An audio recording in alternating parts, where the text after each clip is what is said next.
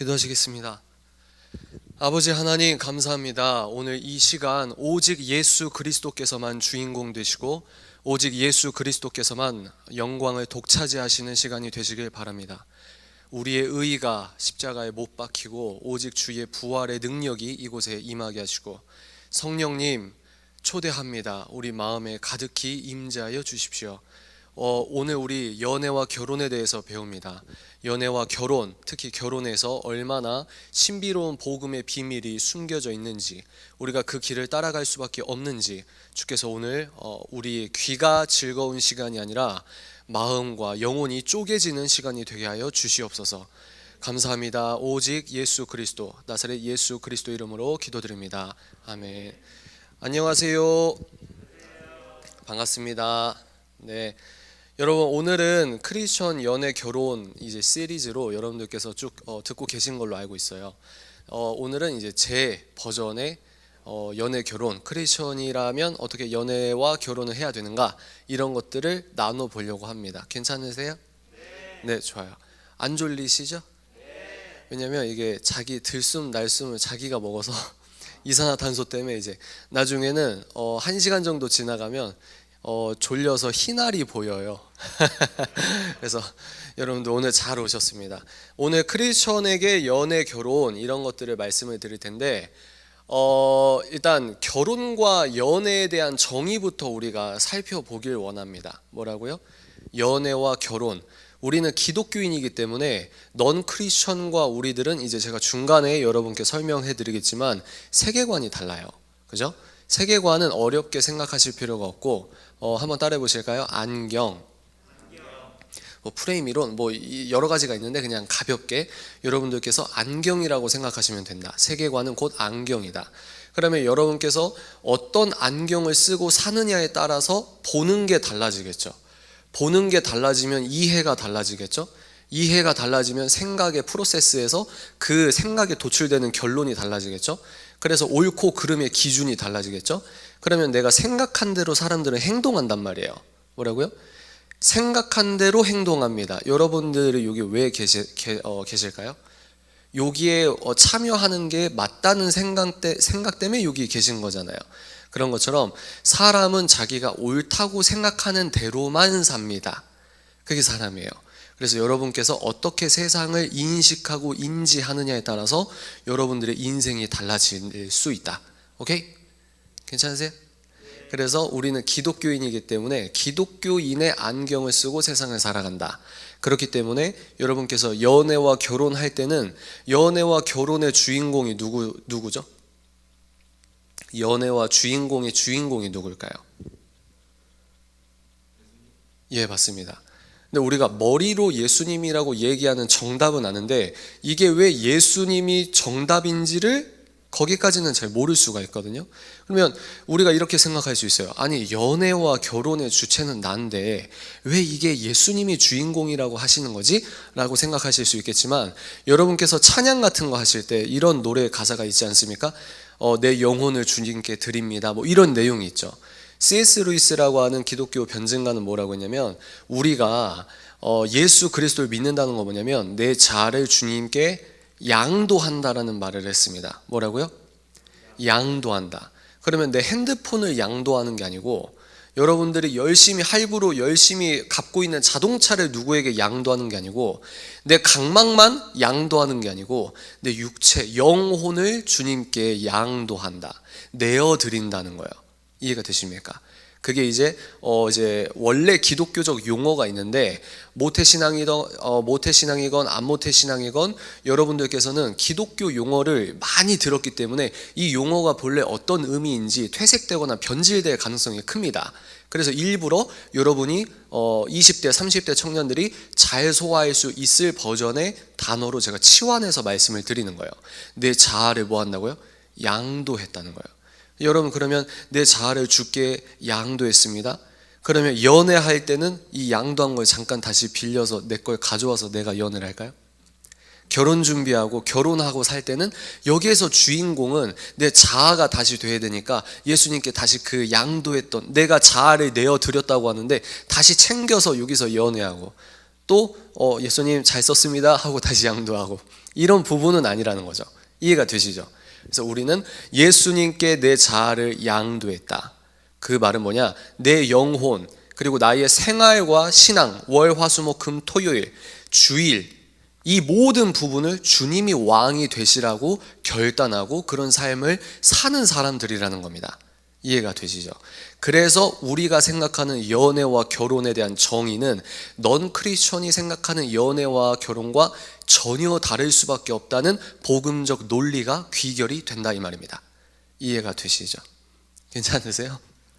괜찮으시죠? 네, 좋아요. 그래서 크리스천에게 결혼에 대해서 먼저 살펴보겠습니다. 그러면 왜 연애부터 안 살피고 결혼부터 살피냐? 이거는 여러분들 오늘 제 말씀을 들으면은 그렇기 때문에 결혼을 말씀하셨구나 라고 생각을 하실 거예요. 여러분, 결혼이 뭘까요? 크리스천들에게 결혼이 뭐라고 생각하세요? 한번 생각하시는 걸 말씀을 해볼까요? 결혼이 뭐예요? 크리스천에게 결혼이 뭡니까? 요즘에는 어떤 시대냐면 대한민국에서 가장 유명한 결혼 정보 업체의 대표의 딸도 비혼을 얘기하는 시대거든요. 그러니까 여러분들께서 결혼을 딱 생각할 때는 이게 난 기독교인이야, 그리고 기독교인은 결혼은 좀 달라야 될 것 같아 라는 식으로 생각을 하시지만, 이게 어떻게 다른지가 우리가 잘 모를 수가 있거든요. 그리고 내가 정확하게 정립이 안 돼 있는 상황에서 여러분 주변 친구들이나 가족이나 친척이나 친인척이나 다 요즘 젊은이들이 이렇게 사는 게 합리적인 것 같아 라고 하면서 비혼의 물결에 휩쓸려 가고 있단 말이에요. 하물며 기독교인들조차 내가 지금 결혼을 해서 내 자식을 낳고 이게 자식에게 가난에 물려주고 내가 더 안 좋게 사는 거 아닌가, 여러분들이 이런 생각에 젖어 있다는 거예요. 하물며 기독교인들조차 이런 생각을 하고 있다는 겁니다. 결혼이 뭐냐는 거죠. 결혼이. 제가 나중에 이제 세계관 이야기를 해드릴 텐데, 여러분, 우리는 영적인 세계를 믿어요, 안 믿어요? 영적인 것들은 눈에 보입니까, 보이지 않습니까? 그러면 우리가 크리스천이라 하면 결혼에 대한 영적 상징을 같이 생각하고 믿어야 되는 게 맞아요. 그죠? 근데 넌 크리스천뿐만 아니라 많은 기독교인들도 결혼이 뭐냐 했을 때 유물론적으로만 생각할 가능성이 큽니다. 눈에 보이는 것만 보는 거예요. 생물학적으로만 얘기하는 겁니다. 두 사람이 합쳐서 같이 사는 거, 여기가 땡이에요. 하늘이 닫혀 있어요. 그러나 우리는 그게 아닙니다. 결혼이 뭐냐? 우리 남자와 여자가 부모의 곁을 떠나서 한 몸을 이루는 거죠. 근데 이게 어떤 상징이 있느냐가 굉장히 중요해요. 상징이 있다는 거예요. 나와 너가 결혼해서 같이 사는 게 끝이 아니고, 우리가 같이 결혼을 하는 것과 우리가 결혼 생활을 하는 것이, 나는 몰랐는데 굉장히 신비한 영적인 진리와 신비가 스며들어 있는 생활이라는 거예요. 이해가 되십니까? 스며들어 있다는 거예요. 나도 몰랐는데. 그게 뭐냐? 존 파이퍼 목사님이라고 하시는 훌륭한 목사님이 계신데, 이분이 책을 이제 결혼을 앞둔 당신에게라는 책이 있습니다. 여기에서 제가 한 구절을 발췌해서 말씀드릴게요. 결혼은 남자와 여자의 연합 그 이상의 무언가를 상징하는 이미지입니다. 잘 들어보십시오. 곧 결혼은 그리스도와 교회의 관계를 상징합니다. 이게 굉장히 중요한 거거든요. 다시, 우리의 신랑 신부가, 우리가 그리스도인이 같이 결혼을 하고 한 몸이 되고 거룩을 위해 하나님께 이렇게 살아가는 그 모양 그 자체가 어떤 영적 신비를 스며들어서 투영되고 있는데, 그게 뭐냐면 우리도 몰랐는데 우리의 부부됨이 예수 그리스도와 교회의 관계를 상징하고 있다는 거예요. 이해가 되십니까? 이게 결혼이라는 거예요. 이거 기독교 버전 아니야? 이거는 좀, 어떤 머리로는 알겠는데 이걸 내가 진지하게 가슴으로 믿기까지는 좀 약간 좀 뻘쭘하고 오글거리고 뭔가 좀 이상한데? 라고 생각하실 수 있겠지만, 제가 아까 뭐라고 했죠? 우리는 기독교인이라고 하는 안경을 여러분들께서 쓰시고 주일, 월, 화, 수, 목, 금, 토요일까지 온전하게 기독교 세계관에 의거해서 여러분께서 신앙과 생활이 합일된 생활을 하셔야 된다는 거예요. 이해가 되십니까? 다시, 결혼이 뭐라고요? 물리적으로 눈에 보이는 것 같이 사는 것, 이게 아니라 우리가 같이 결혼을 하고 하나님 앞에서 한 몸이 되고, 그리고 우리가 결혼 생활을 하는 이 삶이 예수 그리스도와 교회의 관계를 투영하고 있는 매우 영적으로 신비한 일이라는 겁니다. 그래서 여러분께서 결혼에 대한 어떤 결혼을 중심으로 창세기부터 요한계시록까지 읽어 가시잖아요. 그러면 엄청 신비로운 게 뭐냐면 창세기에도 결혼에 대한 얘기가 나오고요, 요한계시록 맨 마지막 부분에서도 결혼에 대한 얘기가 나와요. 하나님께서 우리에게 어떤 얘기를 해주실 때 결혼과 부부관계에 대해서 비유하셔서 말씀하시는 게 굉장히 많다는 거예요. 우리가 생각해야 될 게 뭐냐면, 결혼은 내 마음대로, 물론 여러분이 사랑하는 사람과 해야겠죠. 근데 결혼은 뭐냐, 내가 이해는 하지 못했지만 하나님의 굉장한 큰 신비와 사랑이 서려 있는 제도구나. 여기서 창세기 1장을 우리가 팩트와 트루라고 믿으시죠? 아멘이십니까? 그러면 모든 시초가 하나님이시란 말이에요. 그리고 결혼은 인간, 예수님을 안 믿는 분들은, 성경을 안 믿는 분들은 뭐라고 하죠? 결혼을 뭐라고 합니까? 인간들이 만든 아이디어라고 생각을 합니다. 성경을 안 믿는 분들은. 근데 여러분, 그게 맞아요, 틀려요? 창세기에서는 뭐라고 나와 있죠? 남자와 여자, 하나님께서는 인간을 만드셨을 때부터, 하와를 만드셨을 때부터 결혼에 대한 제도를 선물해 주려고 작정을 하셨다는 거예요. 이 말은 뭐냐? 결혼이라 함은 하나님께서 주신 제도입니다. 오케이? 인간이 이걸 뭐 취소하겠다 이런 개념이 아니에요. 우린 이거를 사실로, 그리고 사실 너머의 진리 그 자체로 믿는 사람이 기독교인이다. 기독교인에게 결혼은 뭐냐? 예수 그리스도와 교회의 관계를 상징하는 신비로운 영적 신비의 하나님의 축복의 제도가 뭐다? 결혼이다. 괜찮으세요? 잘 듣고 계시죠? 그래서 우리가 지금 원본과 사본을 다루고 있다 이렇게 얘기하시거든요. 원본이 뭐냐? 하나님과 그 백성의 결혼이고, 사본이 뭐냐? 남편과 아내의 결혼이라는 거예요. 우리가 이 본질부터 순서를 제대로 바꿔놔야 여러분께서 거룩하게 연애하실 수 있겠죠? 여러분께서 거룩하게 결혼을 하실 수 있겠죠? 그리고 결혼이 끝이 아니에요. 결혼은 내가 잘 만났어, 내 인생 레벨업 하는, 이제 끝났어, 결혼식 도장 쾅 찍는 순간 이제 나 이제 카드 할부로 명품백 안 사도 돼, 이런 자기의 신분 상승의 사다리가 아니고, 결혼은 여러분들이 하나님께서 여러분을 이 땅에 보내신 이유와 목적이 있을 거 아닙니까? 결혼은 내가 이 배우자와 함께 그 길을 같이 걸어가는 여정의 시작입니다. 결혼은 끝이 아니라는 거예요. 뭐라고요? 여정의 시작이라는 거예요. 오케이? 이해가 되십니까? 정리가 되시죠? 그러면 이제 결혼에 대해서 알아봤는데, 결혼의 영적인 의미를 두 번째로 알아보겠습니다. 결혼 신학이라는 책이 있어요. 이것도 이제 존 파이퍼 목사님께서 쓰신 건데, 제가 진행만 뽑아서 두 가지로 정리해 드리겠습니다. 결혼에 대해서. 결혼은 첫 번째 뭐냐? 궁극적으로 하나님께서 하시는 일입니다. 이게 무슨 말이냐? 결혼을 주체가 난데 결혼을 하고 말고는 내가 결정하는데, 물론 어떤 의미에선 맞아요. 그 문맥도 그 문맥이지만 우리가 하나님의 주권을 인정하는 버전으로 생각을 할 때는 이 남편, 예비 남편과 예비 아내가 한 몸이 되게, 이제 여러분 이미지화를 제가 시켜드릴게요. 한 몸이 되게 하나님께서 주례를 행하시고 여러분을 합치셨다는 거예요. 하나님이 주체가 됐다는 겁니다. 이해가 되세요? 결혼은 뭐라고요? 하나님께서 하시는 일이라는 거예요. 여러분께서 애인을 만나고 결혼 준비를 하고 결혼식 이제 예배를 드리죠. 요즘은 예배라고도 얘기 안 해요. 결혼 예배가 맞는 말입니다. 오케이? 우리는 가장 기쁠 때도 예배를 드리고, 가장 슬프지만 하나님을 믿으면서 예배를 드리는 사람이에요. 결혼은 여러분이 생각하는 것보다 굉장히 중요한 영적인 축제입니다. 굉장히 중요한 축제예요. 그 결혼 예배를 올려드릴 때 그 주체는 우리 둘도 둘이지만 이 둘을 한 몸으로 엮으신, 창세 전부터 주께서 너희 둘을 축복하기에 작정하신 그 하나님께서 궁극적으로 하시는 일이라고 말하고 있어요. 오케이? 두 번째 뭐냐? 결혼은 궁극적으로 또 여러분 하나님께 영광을 돌리기 위함이라는 말씀을 하고 있습니다. 결혼의 목적이 뭐라고요? 하나님께 영광. 오직 하나님께 영광이 결혼의 목적이에요. 제가 지금 이 책 읽는 사자라는 이 선생님이라고 할까요?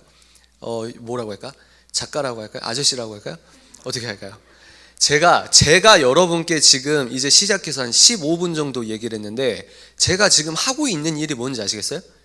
이게 뭐냐면 사람 중심으로 생각하는 이 생활을 신본, 하나님 관점으로 우리가 바꿔서 하나님 시선으로 생각을 해야 된다는 거예요. 누가? 기독교인은 그렇게 살아야 된다고 생각합니다. 그러니까 인간이 만든 제도야 이게 아니고 성경 66권을 진지하게 진리라고 믿는 거예요. 그러면서 결혼은 뭡니까? 인간이 유물론적으로 자기의 어떤 종족 번식과 생계 활동과 생계 유지에 더 유리하니까 합쳐서 산다, 이런 개념이 아니고, 주께서 아담을 창조하시고 하와를 창조하실 때부터 작정하신 신의 선물이 뭐다? 결혼이다. 근데 그 결혼은 굉장히 큰 영적인 신비가 투영되어 있다. 그러면 이런 믿음으로 산다고 하는 이 부부, 크리스천 부부가 하루하루 남편이 목숨보다 더 아내를 사랑하고, 아내 역시 남편을 목숨보다 더 사랑하고, 서로 협동하고 섬기고, 이런 부부 생활 가운데 우리도 모르게 나의 부부 생활이 곧 영적인 예배가 될 수 있다는 거예요. 이해가 되십니까? 하나님 관점에서 먼저 생각하자. 이게 굉장히 중요하거든요. 결혼은 뭐라고요? 하나님께서 하시는 일이다. 둘째, 결혼은 뭡니까? 궁극적으로 하나님께 영광을 올려드리는 것이다. 그럼 여기에서 우리가 결혼만 그런가? 아니에요. 결혼만 그런 게 아니라 우리의 인생 모든 게 궁극적으로 하나님께 영광을 올려드리기 위해 우리가 살고 있다는 겁니다. 아멘이십니까? 좀 본질적인 얘기 좀 해드릴까요? 여러분, 왜 태어났어요? 인간을 왜 태어나게 했습니까? 하나님께서? 인간이 가장 행복한 순간이 언제인지 아세요? 예배 드릴 때예요. 인간이 왜 태어난 줄 아세요? 예배 드리기 위해 태어났어요. 원죄성이 들어오고 나서 오염이 돼서 우리가 월, 화, 수, 목, 금, 토요일 내 마음대로 살다가 주일은 음식물 찌꺼기 버리듯이 그냥 1시간 예배 드렸다가 오고, 이게 아니고 원래 인간은 예배 드리기 위해 만들어진 존재라고 생각합니다. 그리고 예배에 우리가 예배를 올려드릴 때 가장 인간이 인간다울 수 있는 순간이 언제냐? 하나님께 예배를 올려드릴 때예요. 그러니까 우리의 삶은 월, 화, 수, 목, 금, 토요일도 언제나 이 예배자의 버전으로 살아가야 한다고 저는 주장합니다. 그렇기 때문에 연애와 결혼도 주인공이 내가 아니라 하나님의 영광이 먼저라는 거예요. 괜찮으시죠? 제가 얘기하면 좀 삶이 피곤해져요. 그래서 여러분 여기 나오셨는데 지금 한 20분 들어보니까 내가 이 얘기를 다 들으면 삶이 피곤해지겠다, 그런 느낌이 드시는 분은 괜찮습니다. 지금 나가셔도 돼요. 3초 3, 2, 1 이제 댁들은 끝났어. 끝났어.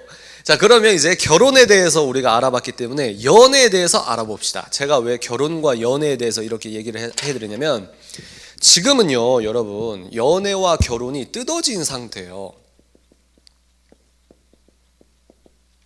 연애와 결혼이 뜯어진 상태입니다. 그리고 여기서 이제 여러분 여기 지금 미성년자 안 계시죠?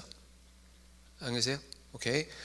연애와 결혼이 뜯어진 여러 가지 이유 중에 문화적인 요소도 있겠지만, 의료기구가 발달됐기 때문에 피임 도구가 개발되고, 여러분이 이제 성생활이라고 하죠. 성관계에 대해서 성관계는 결혼한 배우자와만 하는 거죠, 그죠? 근데 이 성관계가 피임 도구로 인해서 분리가 됐다는 거예요, 이렇게. 그래서 연애, 그리고 연애 안에선 당연히 성관계가 있고, 그리고 여러분들이 이렇게 마음대로 살아가는 거죠. 그리고 나중에 결혼할 때가 됐는데 그리고 얘는 연애용 남자야, 얘는 결혼용 남자야, 우리가 본능적으로 알잖아요. 근데 이런 게 뜯어져 있다. 그래서 제가 먼저 말한 게 뭐냐면 결혼부터 말한 거예요. 결혼은 오직 주께 영광, 예배자의 마음으로 결혼 준비와 결혼식과 결혼 생활 모든 것의 주인공 하나님 되시길 바랍니다. 이런 마음의 상태로 여러분들이 결혼을 하셔야 된다. 그러면 자연스럽게 연애에 대한 개념이 생긴다 이 말입니다. 그죠? 이해가 되십니까? 그럼 연애가 뭘까요? 크리스천들에게 연애가 뭘까요? 이제 결혼에 대해서 말씀을 드렸으니까 연애는 당연히 이제 그러면 지금 연애를 한 사람이랑 무조건 결혼을 해야 되는 거예요? 라는 논리로 여러분들이 잘못 도출하실 수 있어요. 그럼 처음 사귄 사람이랑 무조건 결혼해야 돼요? 그 말이 아니고, 결론적으로 미리 말씀드리면 연애를 하실 때 여러분들의 생각보다 매우 진지하게 시작을 하시라 이 말이에요. 이해가 되십니까? 무조건 결혼해라 이런 말이 아니고, 여러분들이 연애를 할 때 내가 그냥 문화를 즐기고 내 친구들이 하고 있는 당연하게 너무 당연하게 생각하고 이렇게 살지 마시고, 내가 하나님 앞에서 언제든지 진지하게 생각하시면서 하루하루를 보내시라는 말입니다. 그러면 진지한 걸 너무 싫어하는 사람들이 있어요. 쟤는 매사에 진지해. 여러분, 아닙니다. 기독교인들은 진지해야 합니다. 아멘이십니까? 이게 굉장히 중요한 거거든요. 진지한 걸 오글거리고 좀 기피하는 문화를 여러분들이 거슬러 올라가야 돼요. 왜냐? 우리가 연애, 결혼 특강을 듣는 이유가 뭘까요? 좀 너무 본질적인 얘기지만 천국과 지옥은 실제합니다. 아멘? 우리는 예수 그리스도를 믿는 믿음으로만 천국을 갑니다. 그렇죠? 여기서부터 이 사실을 예수님 믿으면 천국 갑니다. 그렇지 못하면 천국에 들어가지 못합니다. 이 개념을 사실과 진리라고 하나님의 전적인 은혜로 내가 믿어지는 순간 우리의 삶은 굉장히 진지해질 수밖에 없다는 말입니다. 그리고 왜 제가 이렇게 진지하게 이 얘기를 꺼내냐면, 제가 이제 여러분들도 이제 많은 분들의 얘기를 들어보시겠지만 특히 여자분들이 교회에서 연애를 하시다가 잘못돼서 이제 헤어졌잖아요. 그러면 내가 사랑했다가 내 애인의 나쁜 점, 인간적인 점 여러 가지 보겠죠. 그러면 결국 내가 예배를 드릴 때 시험이 든단 말이에요. 그리고 이 공동체가 이 둘이 사귀고 이런 걸 다 알다가 깨지게 되면은 결국 교회를 나가는 친구들은 여자분들이 많아요. 연애를 매개로 교회를 나간다고요. 이게 중요한 거예요. 어른들은 이게 이렇게 중요한지 잘 몰라요. 어른들 세대와 우리 세대가 좀 다르거든요. 어른들 세대는 80년대, 70년대, 90년대는 어마무시한 이 부흥의 세대였습니다. 그리고 우리는 그 부모님 세대가 기도로 뿌려놓은 이 훌륭한 대한민국에서 여러분들 태어나서 평화 가운데서 살아가고, 여러분들 우리가 아무리 힘들어도 쌀 한 톨 못 먹어서 굶어 죽는 나라는 아니잖아요. 그죠? 그러니까 우리가 평범하게 산다고 하는 게 굉장히 큰 기적인데, 여러분들은 그 기적을 20년 넘게 그냥 아무렇지도 않게 자유를 이렇게 무료로 공짜로 들이마시니까 이게 지금 평범한 줄 안다는 거죠. 근데 이건 평범한 게 아니라는 거죠. 다시 돌아옵니다. 우리가 연애를 매개로 교회를 떠나게 되면은, 그리고 이게 우리의 문화잖아요. 문화. 교회에서 남자와 여자가 젊은 나이에 만나면 여러분 애틋한 감정과 애정이 생깁니까? 안 생깁니까? 당연히 생겨요. 이게 자연스러운 거라고요. 그러니까 목사님께서는 이게 굉장히 조심해야 되는 부분이라는 거죠. 청년들께 복음을 전하기 위해서 청년들이 많이 있는데 자연스럽게 커플이 생기고 썸이 생기는 게 맞거든요. 근데 여기에서 잘 사귀고 하나님 앞에 결혼해서 한 몸이 되는 게 가장 좋은데, 여러분들이 만약에 깨져요. 헤어져. 그러면 한 명이 좀 뗀뗀하고 하다가 나간다니까요. 그러면 다른 교회 간다고 하는 걸 수평 이동이라고 해요. 여기에서 상처받았으니까 다른 교회 간다고 칩시다. 근데 거기서 정착 못하고 유야무야, 특히 이제 팬데믹, 여러분들 지금 마스크 쓰고 계시잖아요. 팬데믹 동안 이분이 교회 그냥 인터넷으로 들어야지 하다가 3년이 흘렀어요 지금. 근데 나도 모르게 예수님을 믿는 믿음이 예전 같지 않아요. 그리고 교회를 다니려고 하다가 한 달에 한 번 갔다가 2달에 한 번 갔다가 결국 나도 모르게 넌 크리스천화 되어 갈 수 있는 가능성이 매우 커요. 그 말은 뭐냐? 사단은요, 여러분들은 카테고리를 나눠놓고 생각하지만 사단은 카테고리를 나눠놓지 않습니다. 여러분들이 연애로 넘어진다? 그럼 연애로 사탄의 미혹과 유혹이 있을 수 있다는 거예요. 결론이 뭐냐? 내가 연애를 해서 깨졌어. 근데 어찌됐건 너무 실망해서 교회에 대한 어떤 악한 감정과 분한 감정이 생겨. 그리고 교회를 안 다녀. 예수님도 없는 것 같아. 이렇게 생각하시면은 결론적으로 연애라는 매개를 통해서 사단의 미혹이 스며들었다고 말할 수도 있겠다는 말입니다. 연애가 굉장히 중요한 거예요, 청년들에게는. 이해가 되시죠? 너희 때는 다 그런 거야 라고 말할 수 없을 정도로 중요합니다.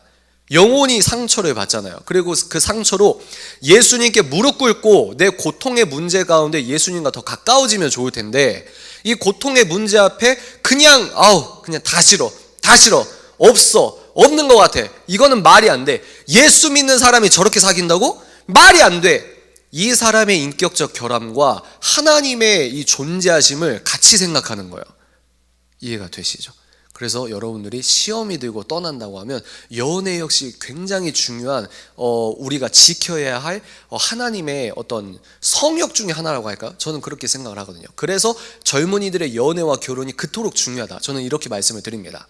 그리고 요즘에 제가 너무 깜짝 놀라는 게, 예능 방송에서 이렇게 나온 자막을 하나 보니까 그게 그 설문조사가 어떻게 추출됐는지 모르겠어요. 근데 요즘에는 첫 경험이 평균 나이가 13세라고 합니다. 난 그 도표가 어떻게 도출되는지 모르겠는데, 우리가 지금 이런 사회에 살고 있기 때문에 누군가는 이런 이야기를 공개적으로 해야 된다라는 문제의식이 있다는 거죠. 그래서 그 문제의식으로 이런 얘기를 하는 겁니다. 오케이? 다시 돌아오면 이제 연애가 뭘까요? 한번 따라해 보실까요? 인격적 대화. 연애가 뭐라고요? 까먹지 마세요. 연애를 다른 말로 치환하면 데이트라고도 할 수 있겠죠? 데이트가 뭐라고요? 인격적 대화. 이걸 잊지 마시기 바랍니다. 여러분, 데이트가 뭐라고 생각하셨어요? 한번 여러분들이 곰곰이 머릿속에 생각해 보세요. 데이트가 뭘까요? 영화관 가는 거. 근데 지금 3년 동안 세상이 많이 바뀌어서 영화관도 안 가요. 근데 더 심각하게 모텔을 잡고 그 안에서 넷플릭스를 봐요. 데이트가 또 뭐라고 생각하십니까? 남자친구랑 이제 해외 여행 가는 거 이제 다시 풀리면은 여러분, 한국에서 강원도 2박 3일 가는 돈이랑 동남아 가는 돈이랑 비슷한 거 아시죠? 일본 갔다 오는 거랑 비슷한 거 아시죠? 그래서 데이트란 뭐냐? 우리가 엄마 아빠한테 어떻게든 거짓말을 하거나, 요즘은 깨어있는 엄마 아빠들이 많아서 오빠와 이렇게 여행 가는 거 막 엄마 아빠가 막 응원해 준다거나, 이런 아주 세속적인 문화가 있단 말이에요. 거기에서 여러분들이 데이트라고 하는 이런 이미지를 생각하시면 어떤 이미지가 왜 떠오를까요? 왜 여러분들이 그런 이미지를 데이트라고 생각하실까요? 여기에서 이제 미디어의 문제가 나오는 거예요. 미디어의 문제. 여러분들이 애인이랑 사귀었을 때는 이렇게 사귀어야 되라는 이 방법론을 어디서 배우냐? 예수를 왕으로 모시지 않는 PD들이 만든, 그리고 예수를 왕으로 모시지 않은 연예인들이 웃으면서 하는 얘기의 그 잔상들이 잠재의식 속에 남는다는 거예요. 그래서 여러분들이 그런 인상이 스며들다 보니까 내가 애인이랑 사귀면 우리도 이렇게 해야 돼, 이게 데이트고 이게 연애야라고 생각을 하신다는 거예요. 그런데 여러분들이 잠재의식 속에서 받아들이는 그 인상은 아주 철저히 거울과 등진 컨텐츠들이 아주 많을 가능성이 농후합니다. 그게 문제가 되는 거예요. 너무 분위기가 여러분, 지금 생각을 하니까 진지한 거죠? 네, 그래서 한 번도 생각을 안 해봤으니까 생각하시면서 진지한 거죠? 지금 괜찮은 거 맞으시죠? 좋아요. 계속해도 되겠죠? 그래서 이제 이 책에선 제가 뭐라고 말씀드렸냐면, 미리 이야기했어야 할 일들을 결혼 후에 떠올린다면 훨씬 더 고통스럽고 힘드니까 결혼 준비가 뭐냐, 우리의 아름다운 연애가 뭐냐, 한번 따라 하실까요? 신앙관. 네, 여러분, 성경은 뭐라고 선포하고 있냐면, 크리스천들은 되도록 크리스천과 연애하시고 결혼하셔야 됩니다. 아멘. 여러분, 굉장히 중요한 문제예요. 그래서 가장 이상적인 걸 뭐라고 생각하냐면, 훌륭한 신본주의를 향하는 복음이 흘러넘치는 교회에서 만나서 교회에서 결혼하고 교회에서 함께 사는 게 가장 좋아요. 근데 통계학적으로만 보면, 보세요. 크리스천들은 크리스천과 연애하고 결혼하십시오. 그러면 너무 좋단 말이에요, 이런 말이. 근데 내가 기분 좋은 말과 마음이 뜨거워지는 말과 현실은 다를 수가 있어요. 통계학적으로만 본다더라도 남자와 여자의 크리스천의 성비가 맞지 않습니다. 이런 얘기를 안 해요. 크리스천은 되도록 크리스천과 결혼하십시오, 이게 복음적인 겁니다. 그건 다 알아요. 근데 성비가 안 맞는다고요. 그리고 여러분들 같은 교회에 있다고 무조건 이 사람들이랑 만나서 결혼하나요? 아니란 말이에요. 여러분들이 직장에서 만날 수도 있고 학교에서도 만날 수 있어요. 그리고 하물며 목사님의 아드님, 따님도 결혼한다고 데리고 오시는 분이 크리스천이 아닌 경우도 있다 이 말이에요. 이런 현실을 우리가 어떻게 받아들여야 되냐 이거죠. 그러니까 우리가 이게 예민한 문제고 좀 복합적인 문제고 너무 복잡한 문제라고 생각하니까 얘기를 안 하는 순간, 교회에서 얘기를 안 하는 순간 어떻게 됩니까? 여러분들이 유튜브 찾아본다는 거예요. 기독교 컨텐츠면 괜찮을 텐데 예수 그리스도의 왕으로 모시지 않는 컨텐츠들을 보고 여러분들이 합리적이라고 생각하는 방식을 선택하는데, 나도 모르게 하나님을 등지고 있는 스탠스에서 하나님을 떠나는 스탠스인데 이것도 모르고 내가 이렇게 생활하고 있는 거예요. 그러니까 예배는 한 번도 안 빠지는데 진짜 내가 옳다고 느끼고 믿고 있는 건 세속적일 수 있다는 말이에요. 근데 연애가 뭐라고요? 인격적 대화다. 인격적 대화. 계속해서 얘기하는 거예요. 신앙은 기본이고 두 번째가 뭡니까? 신앙관이 엇비슷해야 돼요, 여러분. 연애가 뭐라고요? 인격적 대화. 뭐라고요? 신앙관이 비슷한지 계속해서 이 사람과 진지하게 이야기를 나누시라는 거예요. 이해가 되십니까? 연애는 뭐다? 인격적 대화다. 그래서 교제 기간, 여러분 교제 기간에 서로의 생각과 신념, 느낌, 행동 이런 것들을 최대한 알아가는 것이 중요하다, 이런 말씀을 드립니다.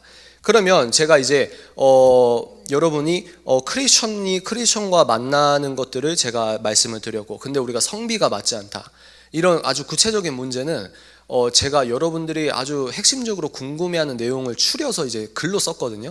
여러분들 도서관에서 빌려보시든 그거 이제 해당 챕터를 읽어보시면 되고, 일단 이런 건 뛰어넘어서 일단 저 할 얘기는 쭉 할게요. 괜찮으시죠? 자, 좋습니다. 그러면 부부간 유사성이 높을수록 하나님께서 기뻐하시는 결혼 생활을 영위할 가능성이 큽니다. 그래서 여러분들께서 연애를 하실 때 계속해서 진지하게 여러분들의 이야기를 하라는 거예요. 소개팅 딱 만나자마자 저는 예수 천국 불신 지옥이고요, 이게 아니고, 그게 아니고 여러분들이 이 사람과 인격적으로 만날 때 실제 여러분들이 진지한 고민을 편하게 할 수 있는 호흡과 톤으로 사람을 만나라는 거예요. 여러분 친구 중에 애인한테 전화 올 때 목소리가 굉장히 변하는 캐릭터 있어요, 없어요? 여자는 여자가 보면 알아요, 몰라요? 사이즈 나오잖아요. 그게 뭐냐, 제 표현으로 컨셉팅으로 연애를 하시는 분이 있어요. 컨셉팅으로. 컨셉 플러스 마케팅이죠. 컨셉팅으로 연애를 하시면 성공을 했다고 착각할지 몰라도 결혼은 곧 실제와 결혼은 리얼이거든요. 리얼. 그렇기 때문에 내가 컨셉팅으로 상대를 속이는 그 격차만큼 결혼하고 나서는 이게 더 벌어져요. 더 벌어져. 그래서 이런 표현이 좀 그럴지 모르겠지만 들킵니다. 그래서 여러분들께서 친구랑 사귀라, 이게 아니라 우정 같은 사랑으로 나누시라는 거예요. 그래서 연예인들 보면은 가끔씩 정말 친구처럼 결혼 생활 하시는 분들 있지 않습니까? 그걸 모델로 삼아라, 이건 아니지만 여러분께서 정말 내가 편하게 진지하게 고민하는 이야기를 툭툭 던질 수 있는 그런 관계가 될 수 있도록 여러분 기도하시고 노력하시라는 거죠.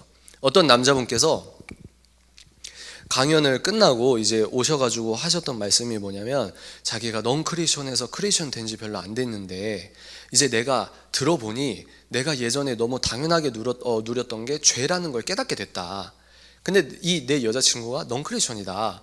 그래서 넌 크리스천 이제 여자친구가 여행을 가자고 한다. 그러니까 이제 당연하게 너와 잠자리를 갖는 게 순서인 거예요. 이제 남자가 고민을 하는 거죠. 그래서 저에게 물어보는 거예요. 제가 뭐라고 했을까요?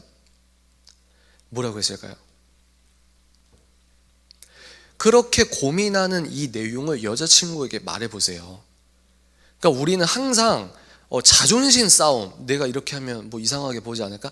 뭐 그럴 수도 있겠지만 여러분이 진지하게 고민하는 걸 실제로 말을 할 수 있는 관계가 돼야 된다는 겁니다.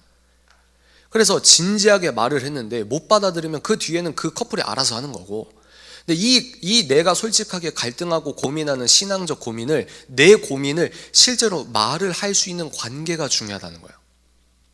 이게 인격적 대화입니다. 이해가 되십니까? 이게 연애다. 우리가 그러면 크리스천의 결혼과 연애를 우리가 살펴봤는데, 연애가 뭐라고요? 대화다. 왜 대화라냐? 신앙적 유사성이 높을수록 여러분께서 하나님께서 기뻐하시는 결혼 생활을 할 수 있는 가능성이 크다는 거예요. 확정적으로 제가 단정 짓는 게 아니라 가능성이 커진다는 겁니다. 그러면 신앙, 영적 유사성은, 우리가 올바른 영적인 유사성은 어떻게 하면 얻을 수 있을까요? 올바른 성경 이해로 비롯됩니다. 자, 이제 제가 아시겠어요? 우리가 크리스천의 결혼이 무엇이냐 얘기했죠? 크리스천의 연애가 뭐냐 했죠? 그리고 서로 간 영적 유사성을 높여라. 영적 유사성을 어떻게 높일 수 있죠? 세속적으로 높이면 됩니까? 안 됩니까? 안 돼요. 그래서 성경적으로 우리가 영적인 유사성을 높여야 된다. 그래서 여기에서 여러분들께서 제가 준비한 게 뭐냐면 세계관 이야기를 잠깐 해드린다고 말씀을 드리도록 하겠습니다. 괜찮으시죠? 남자친구와 여자친구가 서로 이런 관점으로 인생을 산다고 하면 도움이 많이 될 겁니다. 생각해 보세요. 내가 사랑하는 사람과 한 지점을 같이 걸어가고 뛰어가는 게 엄청나게 행복해요. 행복은 여러분들이 대구에서 가장 좋은 데를 아파트 들어가서 떵떵거리면서 산다? 그게 행복이 아니에요. 관에 들어갈 때까지 이걸 모르고 죽는 사람들이 너무 많아요. 이런 의미에서 영적인 성숙은 육체적 나이와 상관이 없을 수도 있습니다. 이해가 되세요? 이걸 모르고 평생 바보처럼 살다가 관에 들어간다고요. 뭐다? 행복은 뭐다? 돈과 아파트 평수와 내 차 배기량이 높은 게 아니고, 행복은 하나님이 준 이렇게 살라고 하신 그 길대로 살아가는 게 행복입니다.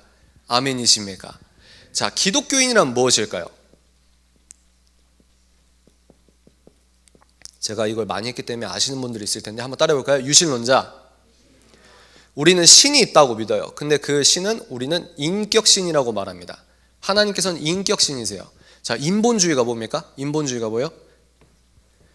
내가 인격을 있으니까 하나님도 인격적인가 보다, 이게 아니고 하나님께서 인격신이시기 때문에 우리가 인격을 받은 겁니다. 순서를 잘 기억하세요. 자, 우리는 이 피조 세계와 이 피조 세계와 내가 피조물이죠. 이 모든 세계를 한 설계자가 디자인했다고 생각을 해요.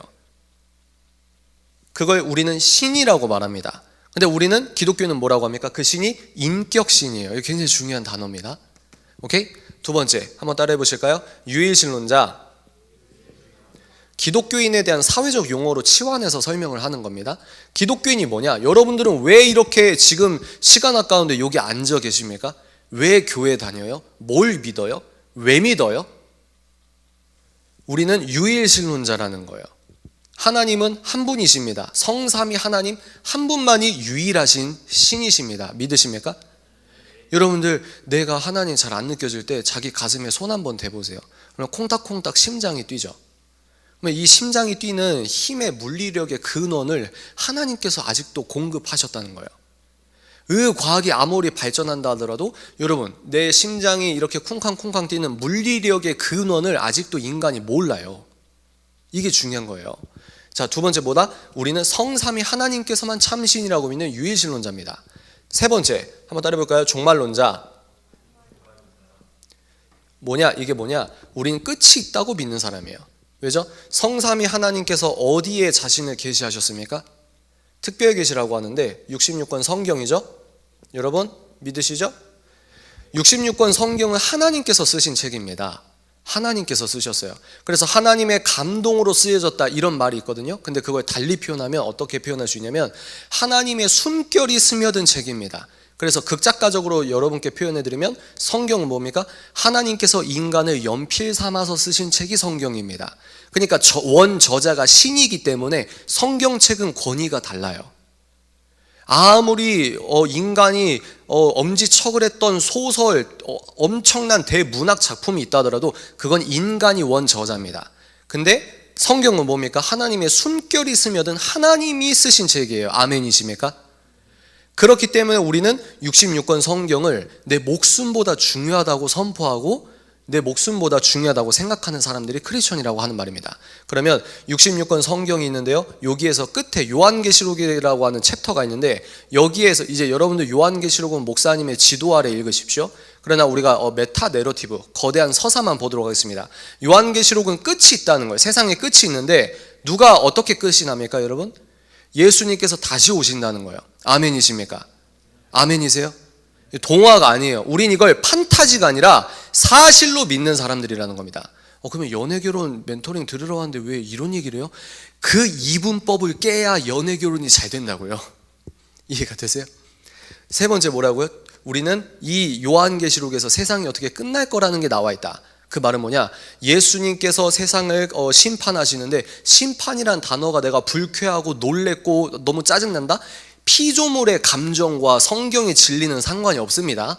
여러분, 내가 기분 나쁘다고 성경이 바뀌는 것 자체가 이게 절대 진리가 아니라는 말이에요. 여기에서 세상에 끝이 있다고 합니다. 예수님께서 다시 오십니다. 그리고 오른편 왼편을 나눈다는 이 주체가 예수 그리스도예요. 그 말은 뭐냐? 예수께서 옳다고 하시는 게 선입니다. 아멘. 예수님께서 아니야, 이거는 잘못됐어, 이건 죄야 라고 하는 게 보다 죄다, 잘못이다. 오케이? 이해가 되십니까? 그래서 예수님께서 선과 악을 구분하는 주체가, 그 기준이 예수님이라는 거예요. 우린 이걸 믿는, 이게 지금 뭐죠? 기독교인이 뭐냐? 기독교인의 정체성을 말한다는 거예요. 그래서 우리는 세상에 끝이 있다고 믿는다. 아니, 그러면 세상에 끝이 있다고 하는 것과 연애결혼과 무슨 상관입니까? 여러분 한번 진지하게 생각해 보세요. 이게 기독교 세계관을 제가 제 나름대로 표현을 하는 거예요. 근데 여러분들이 넌크리스천과 이제 결혼을 해요. 그러면 넌크리스천 세계관, 제가 아까 뭐라고 했죠? 사람은 자기가 옳다고 생각하는 대로 살아간다니까요. 근데 넌크리스천 세계관을 옳다고 생각하는 사람과 여러분이 부부 생활을 해요. 그러면 성격차 때문에 충돌이 있겠지만, 성격차도 성격차지만 영적인 충돌이 있을 수밖에 없는 거 아닙니까? 이해가 되시죠?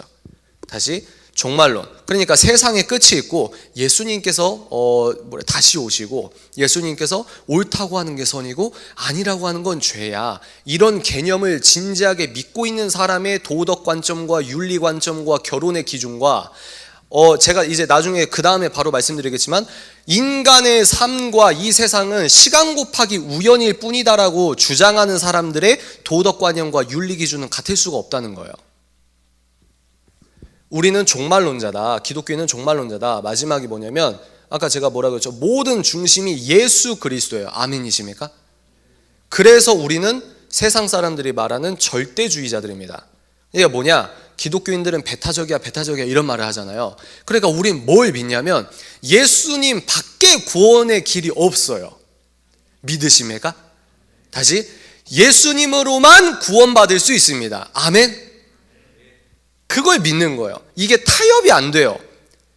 그리고 뭡니까? 예수님께서 옳다고 하는 게 선이에요. 아멘. 예수님께서 아니라고 하는 거는 죽었다 깨어나도 아닌 겁니다. 이게 타협이 안 돼요. 그래서 여러분들이 예수님 믿기가 힘드실 겁니다. 여러분 지금 몇 살이에요? 20대 초중반? 여러분 20대 후반, 30대 초중반, 여러분 나이가 들면 들수록 예수님 믿기가 힘들어질 거예요. 왠지 아세요? 우리는 타협이 안 돼요. 타협이 안 된다고요. 이걸 기독교인이 뭐냐? 예수 그리스도가 내 구원자야. 이건 타협이 안 돼. 예수께서 날 구원하셨고 구원의 길은 예수님밖에 없어. 그리고 우린 예수님, 하나님께서 거룩하시니 우리도 거룩해야 돼. 그 길을 따라가는 성화의 길을 걸어가야 돼. 근데 성경에서 옳다고 하는 거는 내가 어떤 일이 있어도 이게 옳은 거거든요. 그냥 이런 걸 왜 배워? 그럼 빨리빨리 가볼까요? 넌크리스천은 빨리빨리 말해보겠습니다. 한번 따라해볼까요? 무신론자. 따라오는 게 뭐냐면 유물론입니다. 유물론자. 도출되는 결론이 요즘은 상대주의자, 포스트 모던 시대죠. 상대주의자. 넌크리스천들은 이게 사실이라고 믿는 거예요. 신이 없어. 신이 없고, 유물론은 뭐냐면 거칠게 표현하면 인간은 단백질 덩어리야 이거예요. 눈에 보이는 물질 세계가 다야 이겁니다.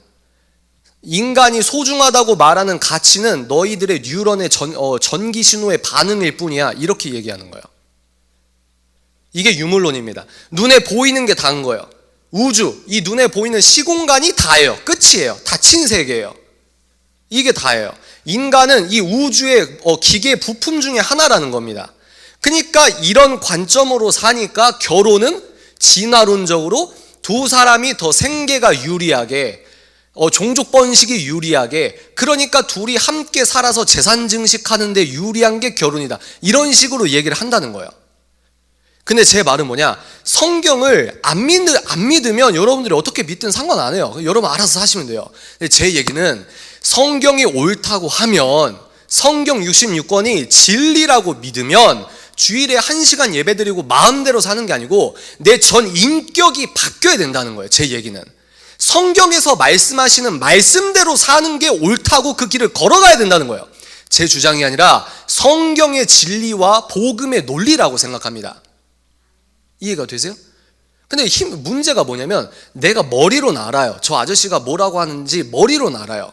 근데 이렇게 살기가 싫은 거예요. 이게 핵심이에요. 불편한 거예요. 왜 그러냐? 상대주의입니다. 지금은 포스트 모던 시대예요. 너도 맞을 수 있고 나도 맞을 수 있는데 왜 넌 자꾸 기독교가 너가 믿는 기독교만 절대 진리라고 나한테 주장해. 나 너 말에 정신적 스트레스 받아. 그래서 요즘은요 어떤 데는요 너무 깊게는 얘기는 안 하고요 전도도 못하는 시즌이 점점 찾아옵니다. 직장 내 괴롭힘이래요. 왜 자꾸 예수 천국 불신 지옥 하냐는 거예요. 내가 당신 때문에 정신적 스트레스가 심하다는 겁니다. 엄마 아빠 세대가 예수 믿는 것과 여러분이 이제 예수 그리스도를 믿는 시대가 굉장히 좀 달라요. 질적으로 누리는 서비스는 많아졌는데 본질적으로 여러분들이 타협할 수밖에 없는 이 세상의 유혹과 미혹이 많아요. 좀 피곤하시죠? 제가 말했잖아요. 이거 다 들으면 힘들다니까요. 계속해도 될까요? 그래서 중요한 게 뭐냐? 우리가 이 기준으로 살아가는 건 주인공이 누구시죠? 내가 어떤 선택을 하든 주인공은 예수님이세요. 아멘. 그러니까 우리는 예수님께서 기뻐하시는 연애와 결혼을 할 수밖에 없는 겁니다. 그러면 이건 뭐냐? 결국 뭐냐? 예수님, 옳고 그름의 기준이 예수님, 옳고 그름의 기준이 누구? 나.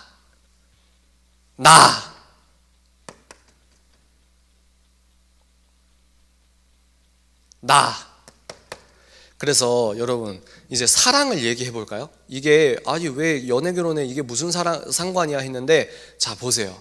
사랑이 뭡니까? 이 사랑이 무엇인지 말하는 이런 세계관을 갖고 있는 사람이 사랑을 얘기하는 것과 이런 세계관을 옳다고 주장하는 사람이 사랑이라고 말하는 게 같다는 게 이상한 거예요.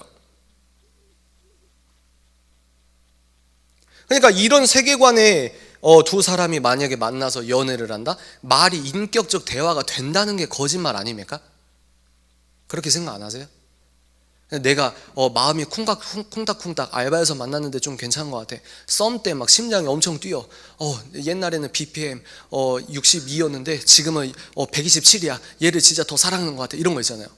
근데 그건 여러분 사랑이 아니다 이건 아니고 사랑의 전부가 아니라 한번 따라해볼까요? 사랑의 단면이다. 이게 중요한 거예요. 심장이 뛰는 건 그것도 맞아요. 사랑이에요. 근데 그게 사랑의 전부가 아니라 사랑의 단면입니다.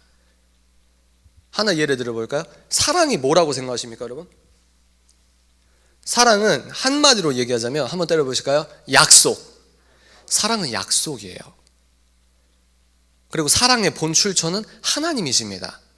오늘 제가 이제 우리가 말씀으로 이제 다지고 마무리를 할 텐데 그 전에 여러분들이 이런 세계관으로 나는 기독교인이구나. 나는 기독교인인데 이런 식으로 생각하는구나. 이거 다 기억 안 하셔도 돼요. 중요한 게 뭐냐? 옳고 그름의 기준이 내가 아니라 예수님이라는 겁니다. 자, 그럼 여러분 성경 66권 믿으세요? 안 믿으세요? 좀 진지하게 여러분 생각해 보십시오. 진짜 믿어요? 믿어요? 믿는 게 얼마나 힘든지 아십니까?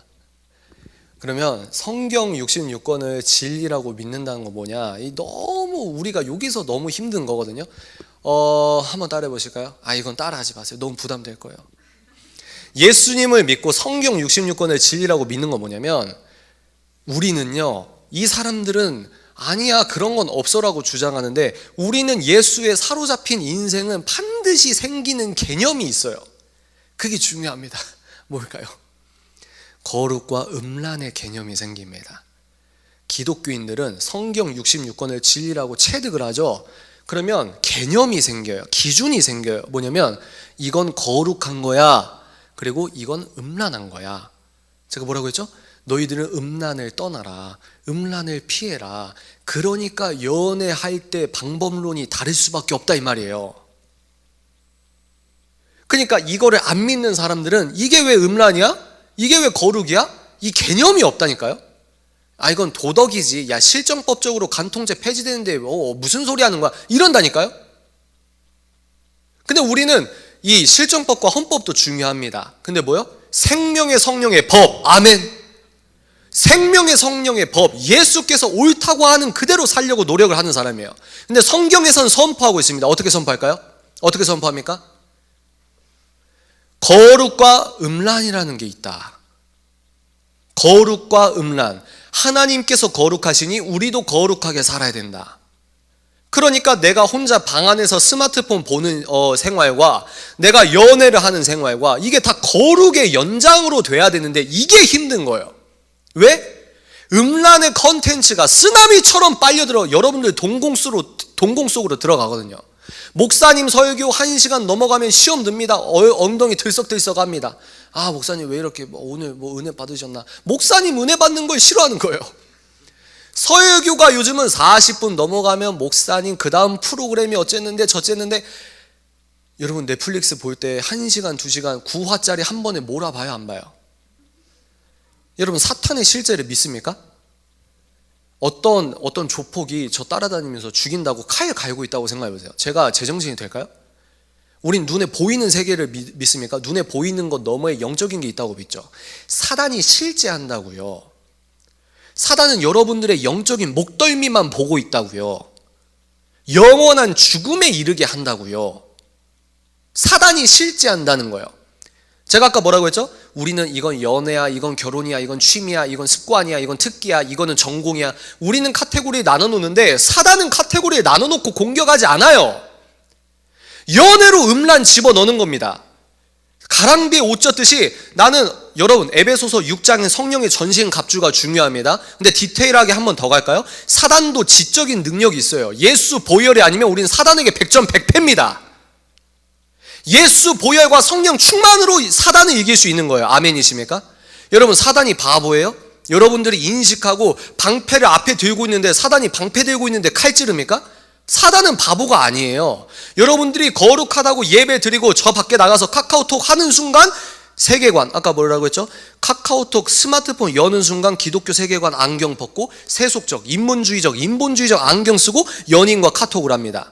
그리고 여러분들이 넷플릭스 봅니다. 이건 취미생활이니까 사탄의 설교고 뭐고 아무것도 없는 거예요. 그 컨텐츠를 만든 제작자와 창작자가 어떤 세계관으로 그 작품을 만들었는지에 대한 복음의 필터도 없이 그냥 쏟아서 넣는 겁니다. 사탄의 설교를. 사탄의 설교가 얼마나 재미있을까요? 설날이니까 오빠랑 영화관 가. 이건 취미고 데이트니까. 근데 그 영화에서 2시간 동안 여러분들이 동공 속으로 집어넣고 있는 게 뭐냐 이 말이에요. 제가 말하는 겁니다. 그건 데이트라고 할 수도 있겠지만 본인들이 영적인 무장을 거기서 해야 되는데, 정작 해야 될 영적 무장에 여러분들이 그 순간이라고 하면 여기에서는 방패를 내려놓는다니까요. 그럼 사단이 그때 공격하지 않을까요?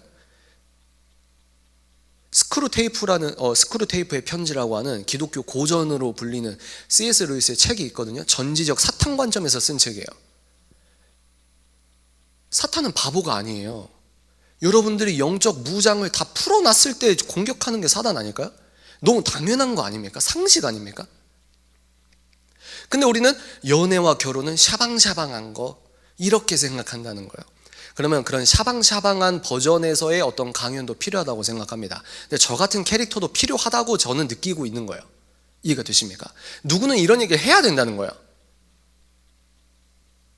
여러분 20년 30년 동안 교회 반주 잘 하다가 결혼하고 나서 신랑이 교회 안 다니니까 교회 단번에 끊어버린 사람 되게 많아요.